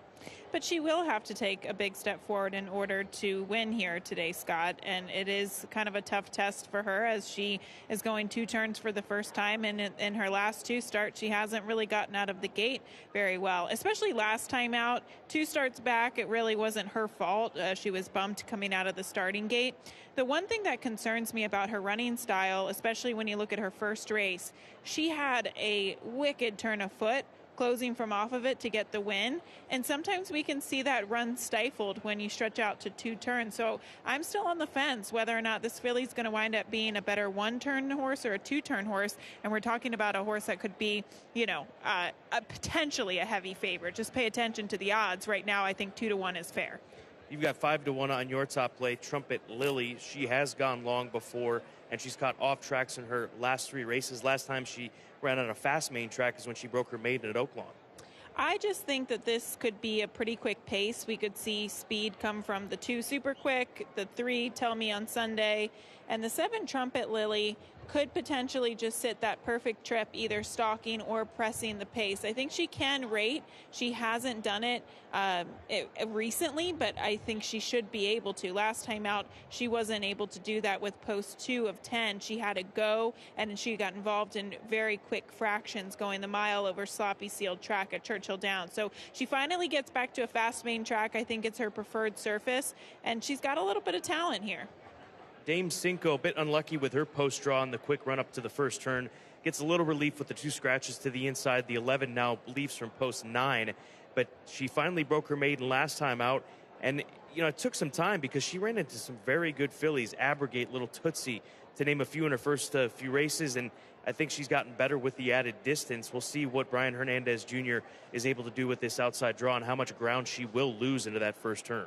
And last time out, she dominated against a field of 9, and the filly that she beat in there, Bees and Honey, Scott, just a couple days ago, was your best angle of the day, dropping in for a high-level maiden claimer and absolutely romped. So we've seen horses exit in good form, but that is a tough post position.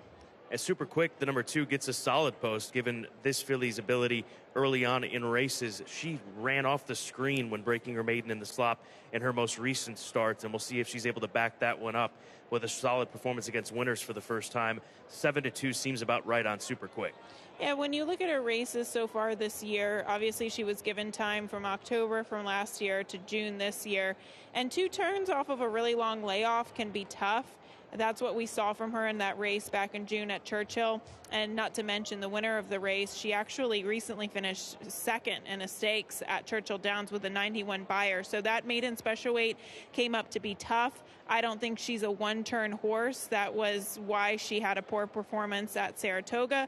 And then everything came together for her last time out. The reason why I didn't pick her on top here is because this race does look like there's a lot of speed, but she should be fit on the cutback from 1 1/16 to a mile.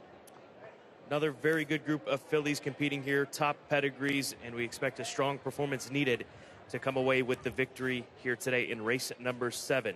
16 minutes away from the start of the late pick 3.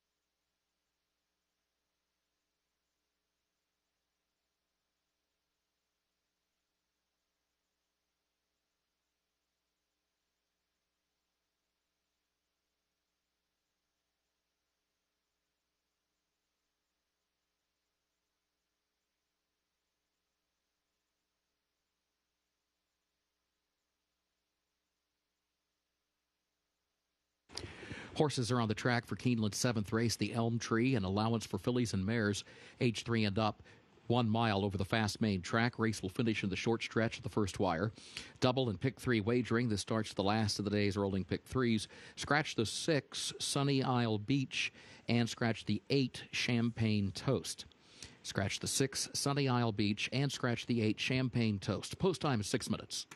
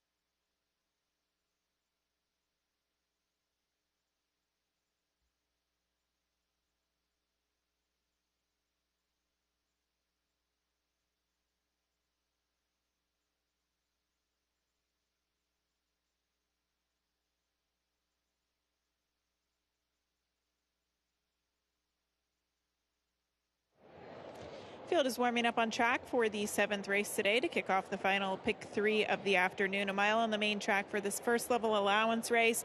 And here's a closer look at the number 5 Frost Point for trainer Bill Mott. She's bifrosted out of a very nice mare, good family here, Godolphin homebred. The biggest question today is whether or not she can stretch out to a 2-turn distance. Now, from looking at her, she is a beautiful looking filly, and I think she's got a lot of class and should be one of the top contenders here. But to me, especially when you look at her from a physical standpoint and compare her to the rest of the field, she's almost a little bit more short coupled and really rounded out behind the saddle. I'm still on the fence whether or not she wants to close at 1 turn or be more effective being forwardly placed at 2 turns. She is the 2-to-1 favorite, so we'll see what happens. But again, I thought some other fillies in here kind of had more long distance builds to them. The 7 horse, Trumpet Lily, she's on her toes. She's very keen. She's got a lot of energy today. I think that's what we're going to see from her coming out of the gate. She'll probably be forwardly placed, so it could be a fast and contentious pace. For what it's worth, we've seen it horses that are forwardly placed on the main track. It seems like it's playing that way, but she seems very, very fit. So we'll see what she can do, but I thought she was one of the better looking fillies out here on track, Scott. Definitely one that looks well out there. I just want to go over to the 2 horse if we can, who's 7-2 right now on the board. Super quick. Your husband Norm, the trainer of this 3-year-old filly by Super Saver, said he's a little worried about the 1 mile starting point because so many horses are going to be sending in this race, jockeying for early position into that first turn. And he says that she's probably a filly that likes to settle a little bit, and she's not going to get that opportunity given the way that these races are run. So that's the one worry that he has with this filly as she looks for a second consecutive win as she sits at odds of 7-2. This is race 7, and we're 3 minutes to post.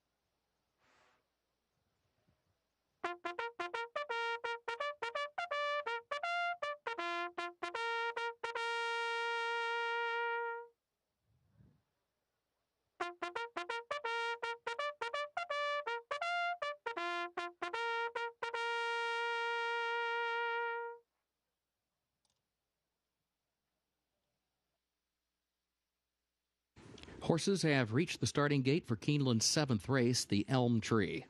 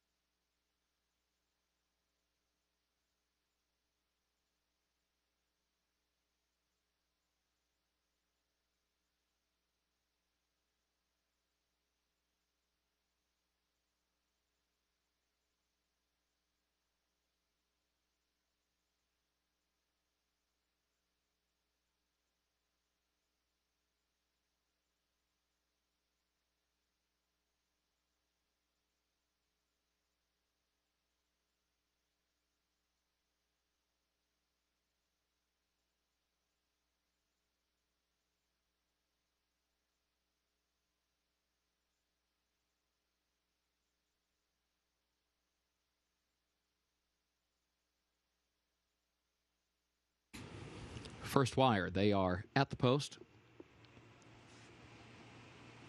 They're off. There goes Super Quick, and there goes Tell Me on a Sunday. Those two go right to the front of the opening strides. Blue Lily away next toward the inside. Trumpet Lily is fourth, a close-up fourth toward the outside. Dame Cinco wide in fifth, but forwardly placed around the first turn. Frost Point gets over next to the rail to save some ground in the sixth position. Ms. V-Time is seventh. Bobo Girl is in eighth, and Distorted Verve is last of the nine. Super Quick leads. Super Quick, the leader by 3/4 of a length. Tell Me on a Sunday is second by a half length, and then Blue Lily, who's third to the inside, 22.87 seconds for that opening quarter. Trumpet Lily between horses in fourth. Dame Cinco fifth, far outside. Frost Point is sixth, back toward the rail, 5 lengths off the lead. A gap of 2. Bobo Girl, Ms. V-Time on her outside, and then Distorted Verve at the back. Midpoint of the back stretch, and it is Super Quick who leads. Super Quick is on top by just a length. Tell Me on a Sunday is second, 46.64 seconds for that opening half mile. 2 lengths separate the top two now. Blue Lily third, Trumpet Lily fourth alongside her. Dame Cinco is fifth to the far outside. Going to be wide again on the far turn. Still 4 lengths off the lead. Frost Point is behind her, and Frost Point tries to get going now. Going to have to angle to the center of the track. Goes from sixth to fourth. Now taking third. Frost Point past the quarter pole. Now challenging for second. Still 3 lengths off the lead. Super Quick with Frost Point coming. 2 lengths between them. Top of the short stretch. Tell Me on a Sunday is in third. Here's Frost Point trying to draw alongside of Super Quick, coming toward the eighth pole. Super Quick, a short lead. Frost Point fighting on there from the outside. These two continue to go at it. Tell Me on a Sunday third. Bobo Girl to fourth. Super Quick and Frost Point the top two. Super Quick by a length. Frost Point a final try. Super Quick, Frost Point. Super Quick wins it a neck. Frost Point across the line in second. Going to be close for third. Bobo Girl or Tell Me on a Sunday.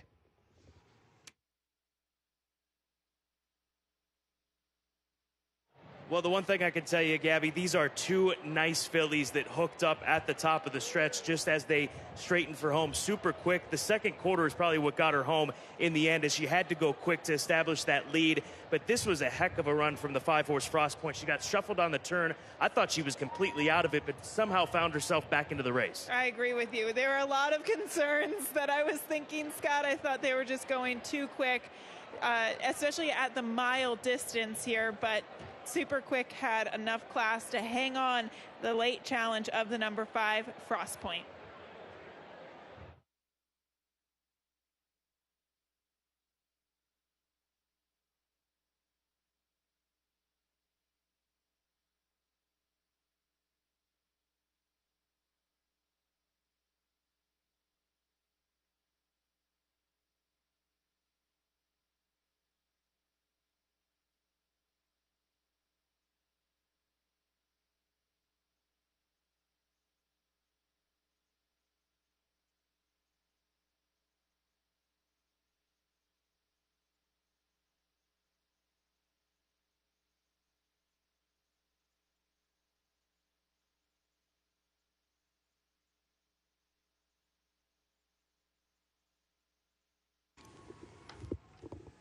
Unofficial results of Keeneland's 7th race. Number 2, Super Quick, was first.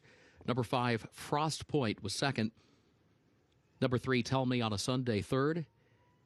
Number 4, Bobo Girl, fourth. 2-5-3-4, unofficial.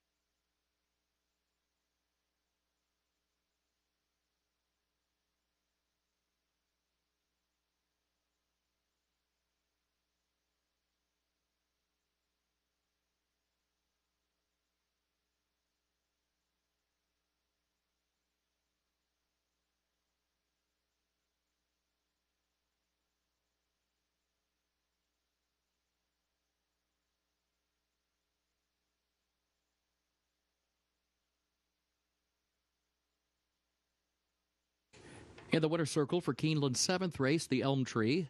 Number 2, Super Quick, owned by Mary Lou Whitney Stables of John Hendrickson, trained by Norm Cassie, Joe Talamo, the jockey.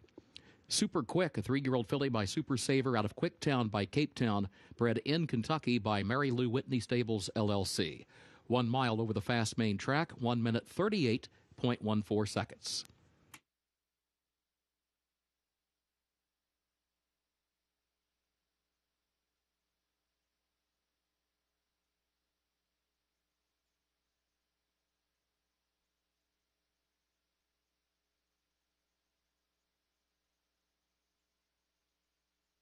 Race 7, results official. 2-5-3-4, the official results for Keeneland's 7th race.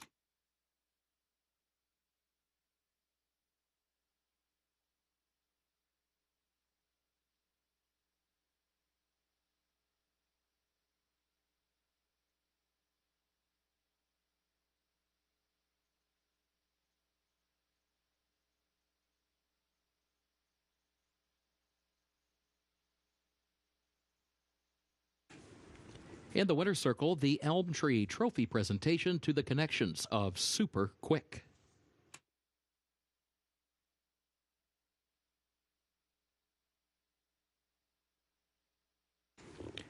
Keeneland's 8th and featured race, the Sienna, upcoming. 5.5 furlongs over the turf listed good, rail at 0 feet today. This will start the last of the day's rolling doubles. Scratch part of entry, 1A Farsighted. Scratch the 4, Can't Buy Love.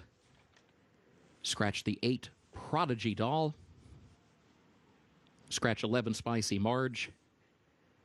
And scratch 13, Someone Said So. 9th and final race. Scratch the 5, My Daddy's Trainer. And scratch 13 through 16. Carryover in that 9th race for the Toyota Super High 5, $17,574. Main track fast, turf good.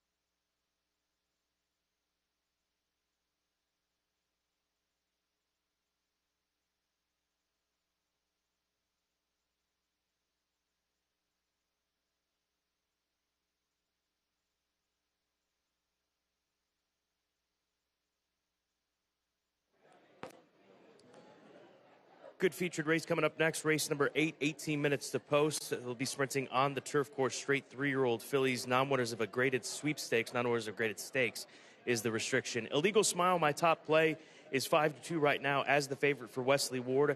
Getting back to the 5.5 distance is the big plus for this filly, in my opinion, as she's able to stay with 3-year-old fillies. Looks like one more time this season before having to tackle older as we move into the later months of 2021. But that's the key. It's very basic. She's run well going 5.5 furlongs. She almost won a stakes race up at Saratoga going 5.5.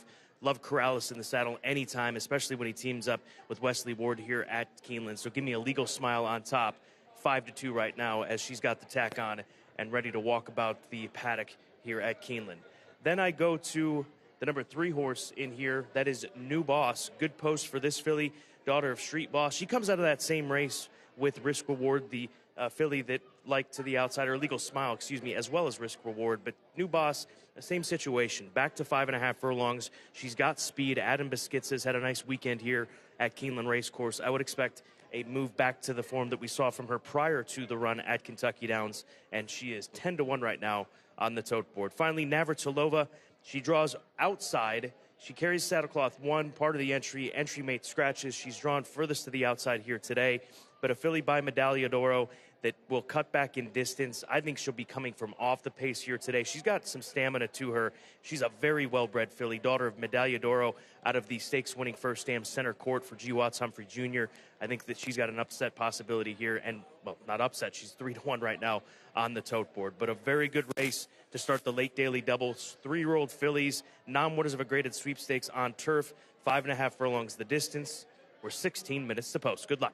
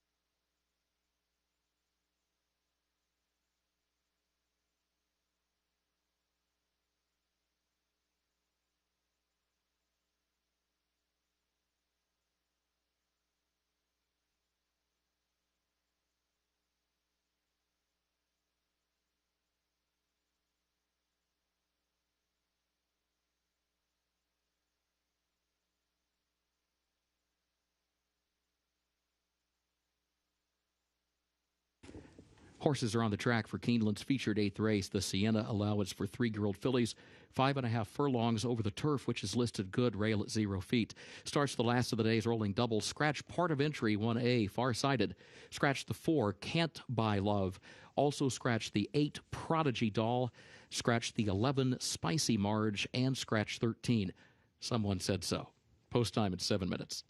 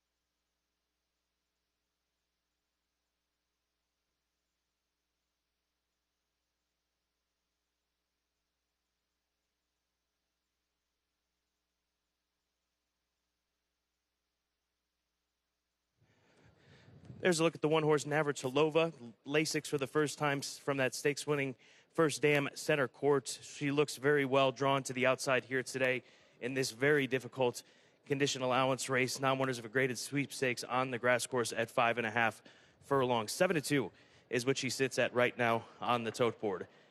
There's a look at the number 2 horse, Amalfi Princess. She's 3-1 right now, right in the mix as far as favoritism. Comes off that victory at Kentucky Downs, and we'll see if Tyler Gaffleone can pick up his 4th victory this afternoon. 3-1 right now for the Mike Maker barn. There's the 6, Illegal Smile, the favorite, at odds of 5-2 right now. She looked so good down in the paddock, and she was so calm. Wesley Ward even allowed some kids to come up and pet her on the nose. Just a relaxed filly with this kind of speed that she has. Must have an absolutely fantastic mind on her as well. Just want to touch on the 10-horse Bullseye Beauty for Andrew McKeever. He said that this filly is so aggressive, that's why they haven't been able to route her in successful situations going around a ground, and she looks so good right now. Based on the way that she looks, I think she's sitting on a big race, 5-1, a great price on Bullseye Beauty, and we'll see if she can fire another good race for Andrew McKeever and Mr. Neil Jones. Coming up on post time for race number 8, 5 minutes to post.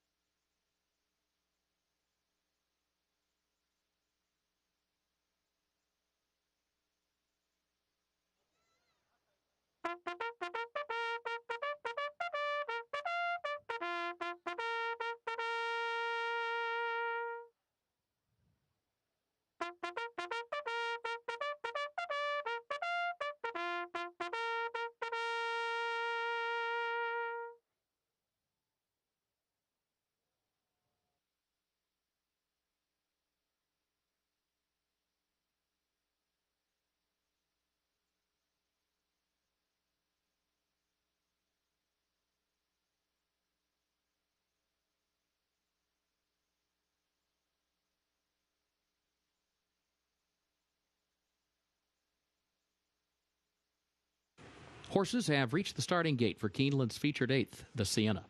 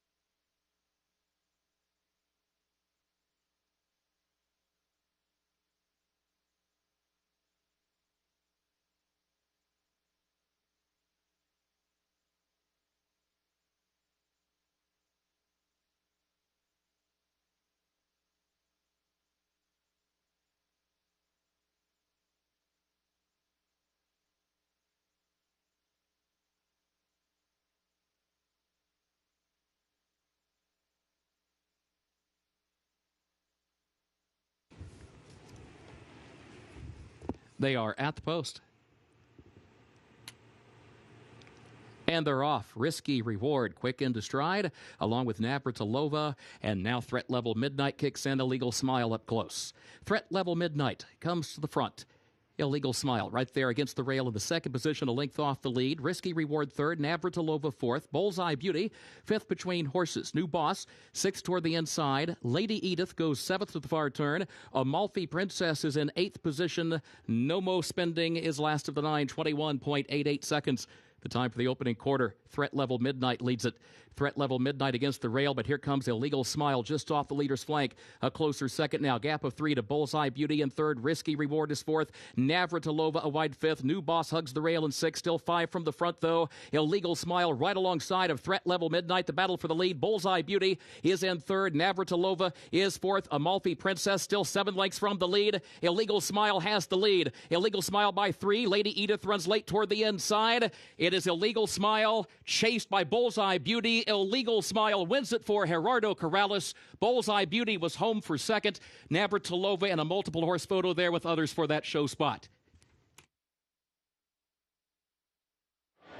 What a professional run from Illegal Smile. She had the pace out in front of her, the 7, the long shot at 48-1.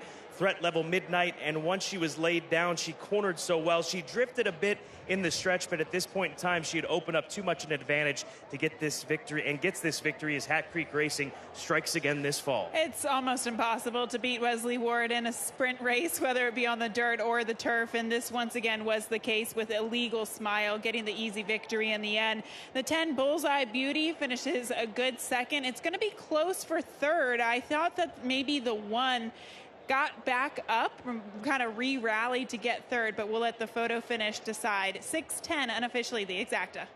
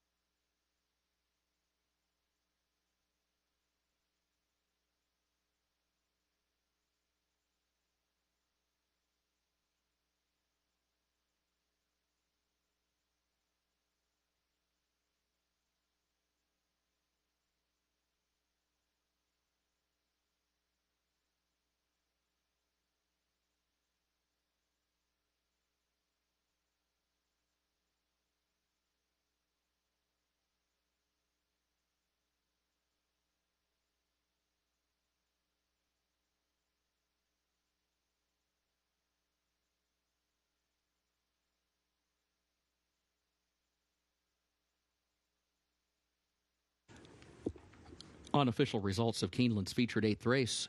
6 Illegal Smile was first. 10 Bullseye Beauty was second. 1 Navratilova third. 5 Lady Edith fourth. 6-10-1-5 Unofficial.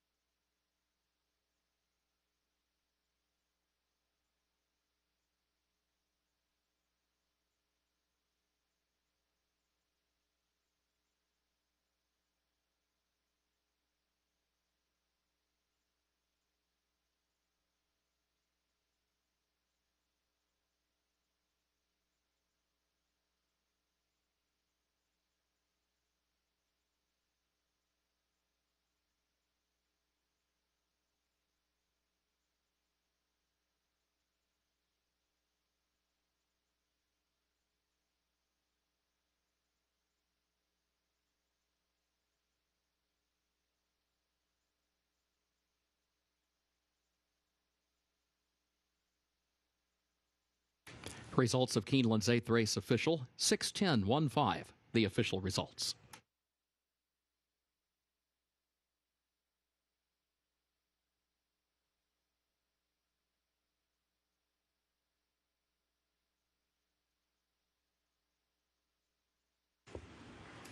Official winner of Keeneland's featured 8th race, the Sienna.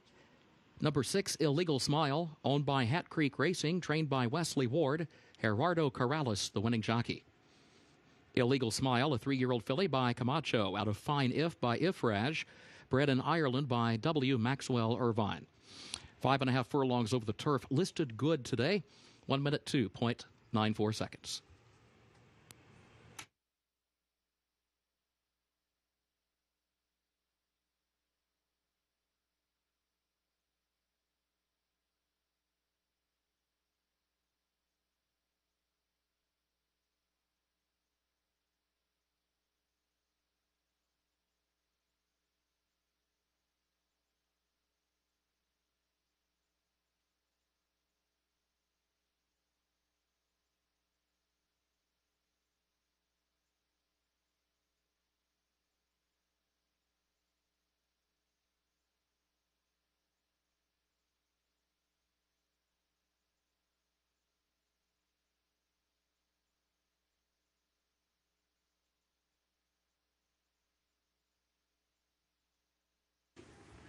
In the winner's circle, the Sienna Trophy presentation. To the connections of Illegal Smile.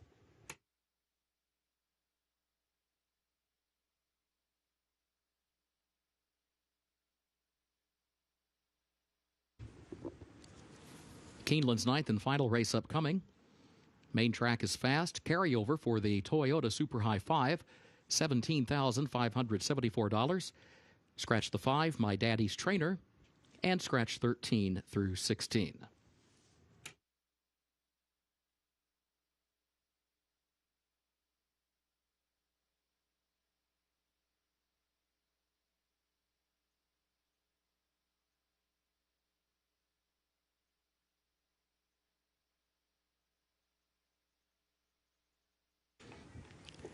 In today's Keeneland Fall Challenge handicapping tournament, there were 152 entries.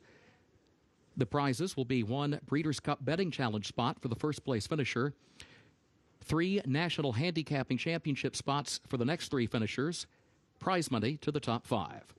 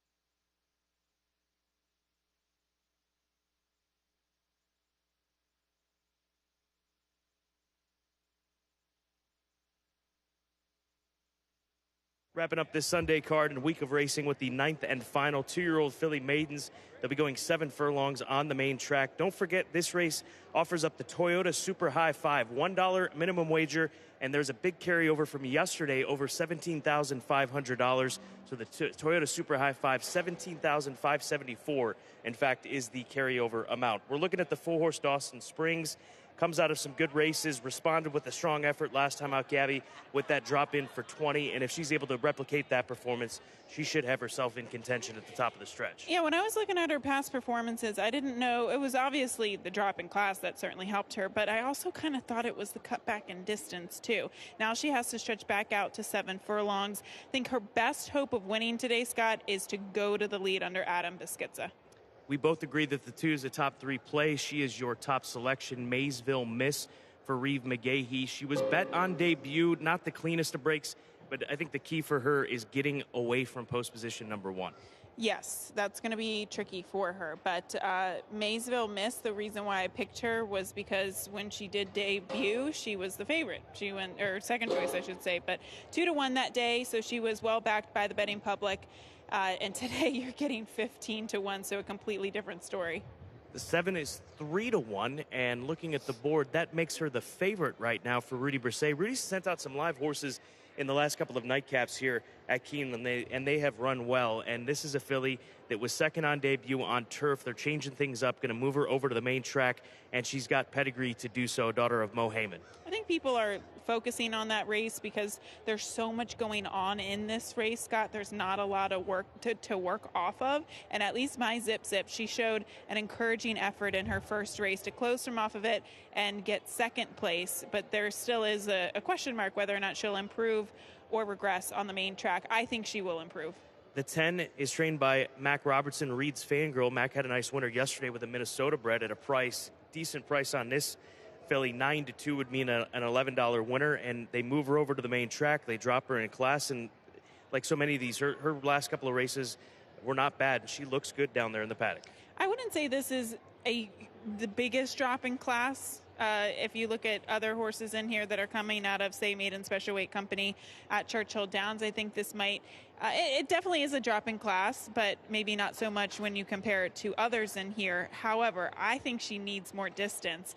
She definitely looks like a closing sprinter, but the 7 furlongs could help her more than the 5 furlongs where she's been running lately. Just about set for the Riders Up call, 16 minutes to post. Once again, a reminder, Toyota Super High Five, $1 minimum wager, $17,574 already in the pool from yesterday as it did carry over. Nightcap is coming up.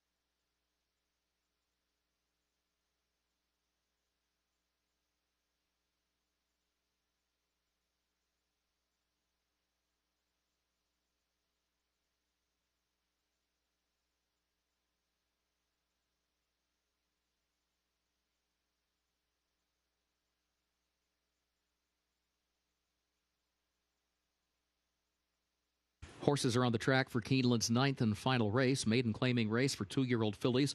Claiming price $20,000, 7 furlongs over the fast main track. Carryover for the Toyota Super High 5, $17,574. Scratch the 5, My Daddy's Trainer. Also scratch 13 through 16. Post time at 5 minutes.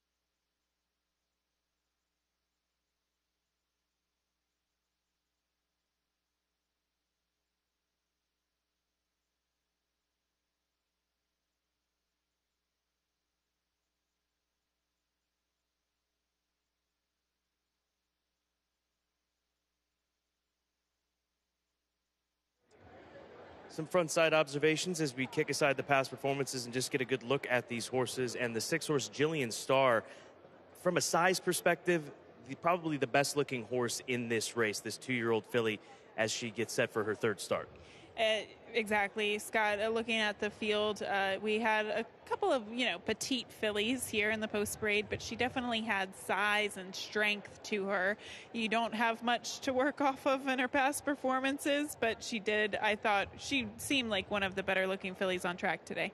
And from a fitness perspective, the 10 at 9-2 Reed's Fangirl looks very tight as she's set for her 3rd start here today and made a nice appearance as she got through the post parade. Yeah, you can't really see her from this angle, but she has a lot of power behind the saddle, and that's what you want to see, especially with a horse going 7 furlongs. And she's got 2 starts at 5 furlongs, so that could set her up nicely for this dirt effort. She looks like a racy filly too. 3 minutes to post. This is the 9th and final. Again, don't forget about the Toyota Super High 5 carryover of over $17,500. 3 minutes to get those final plays in for the afternoon.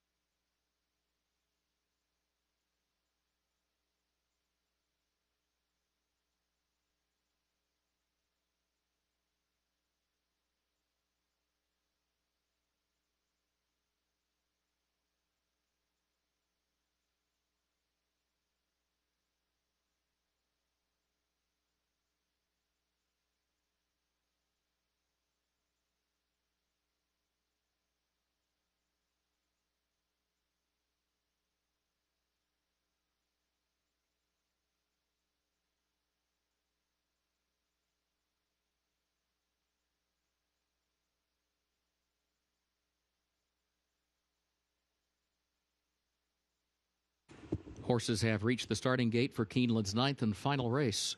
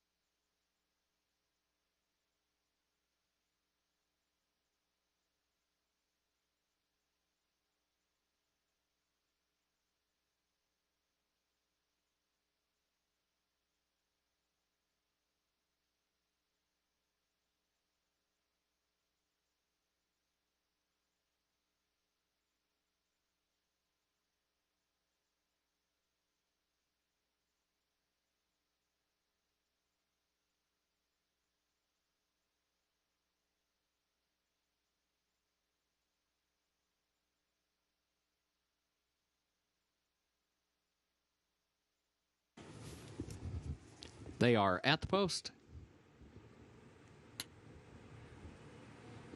And they're off.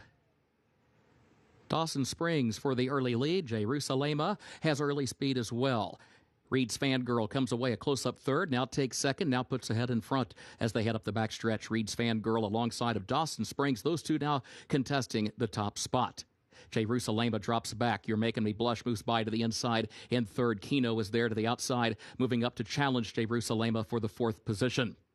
And then Split Decision, who is sixth, placed outward from the rail, 6 lengths off the lead. Maysville Miss is in seventh. Band from Midway is eighth to the far turn. And then Tinsel, who travels in ninth. My Zip Zip is 10th and a long way back. Jillian Starr, the distant trailer, 22.91 seconds the time for the opening quarter. Dawson Springs leading Reed's Fangirl around the far turn by a half length. Keno now goes to third on the far outside of Jerusalema, who's between horses in fourth. You're Making Me Blush is in fifth. My Zip Zip is still 15 lengths from the lead. They turned for home. Dawson Springs is the leader off the far turn. Reed's Fangirl is right alongside. Those two go at it for the top spot. Jerusalema is between horses, shifting lanes toward the outside third. You're Making Me Blush is fourth. My Zip Zip is still 8 lengths from the lead on the far outside. Here in the final furlong, Reed's Fangirl for the lead. Jerusalema, You're Making Me Blush dives to the inside. Dawson Springs fights on. My Zip Zip is now fifth. You're Making Me Blush. Jerusalema wins it by 3/4 of a length to pull the upset.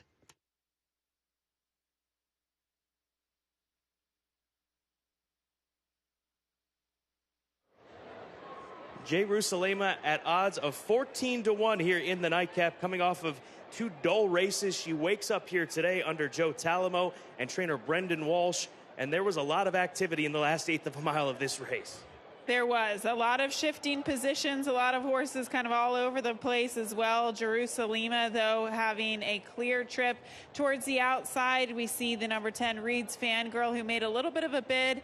I just could not hang on, and the 7 My Zip Zip took her too long to get going. But good performance from the number 9 Jerusalema to get the victory here for Brendan Walsh in the nightcap.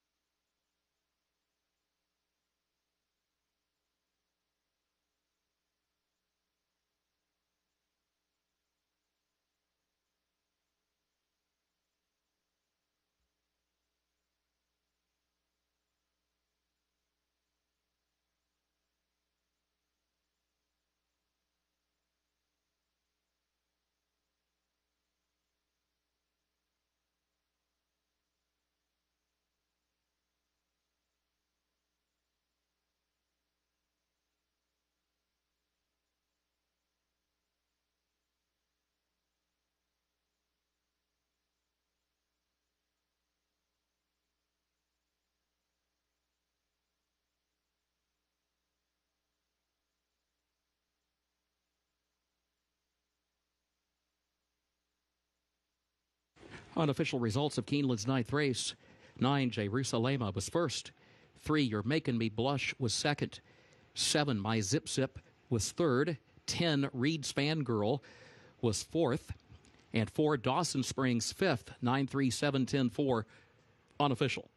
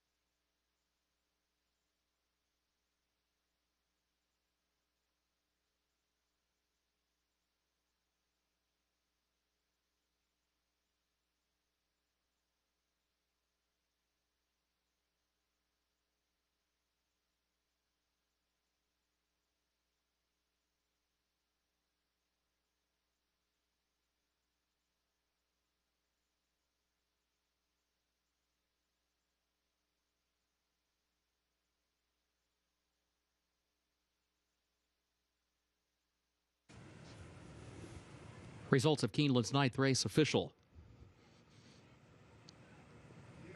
9-3, 7-10, 4, the official results. Official winner of Keeneland's ninth, and now moving into the winner's circle, number 9, Jerusalem. Owned by Falguier Bloodstock of Roma Malwitra. Owned also by Runnymede Farm Incorporated of Brutus Clay and by John Britt. Trained by Brendan Walsh. 2 wins today for Joe Talamo. Jerusalem, 2-year-old filly by Super Saver out of Pinch Pie by Victory Gallop, bred in Kentucky by Catesby Clay Investment 2 LLC. 7 furlongs over the fast main track, 1 minute 27.13 seconds.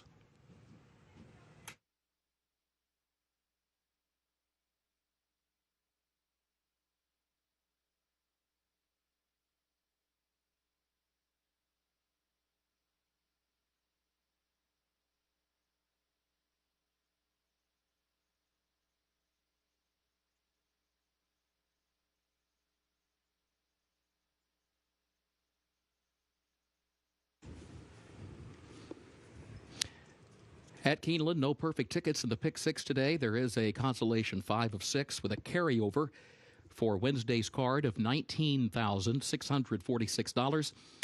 Late Pick 5 pays on 5 of 5 with a consolation 4 of 5. The Toyota Super High 5 will have a carryover of better than $43,000, 43,202. The carryover for the Toyota Super High 5. Live racing resumes here on Wednesday, 1:05 p.m. Eastern. This reminder, the second floor grandstand, including the sports bar and the mezzanine bar, will remain open for simulcasting for another 30 minutes. You may advance wager any races which are scheduled to occur after that time. We thank you for being with us. For now, on behalf of Keeneland, we bid you good evening.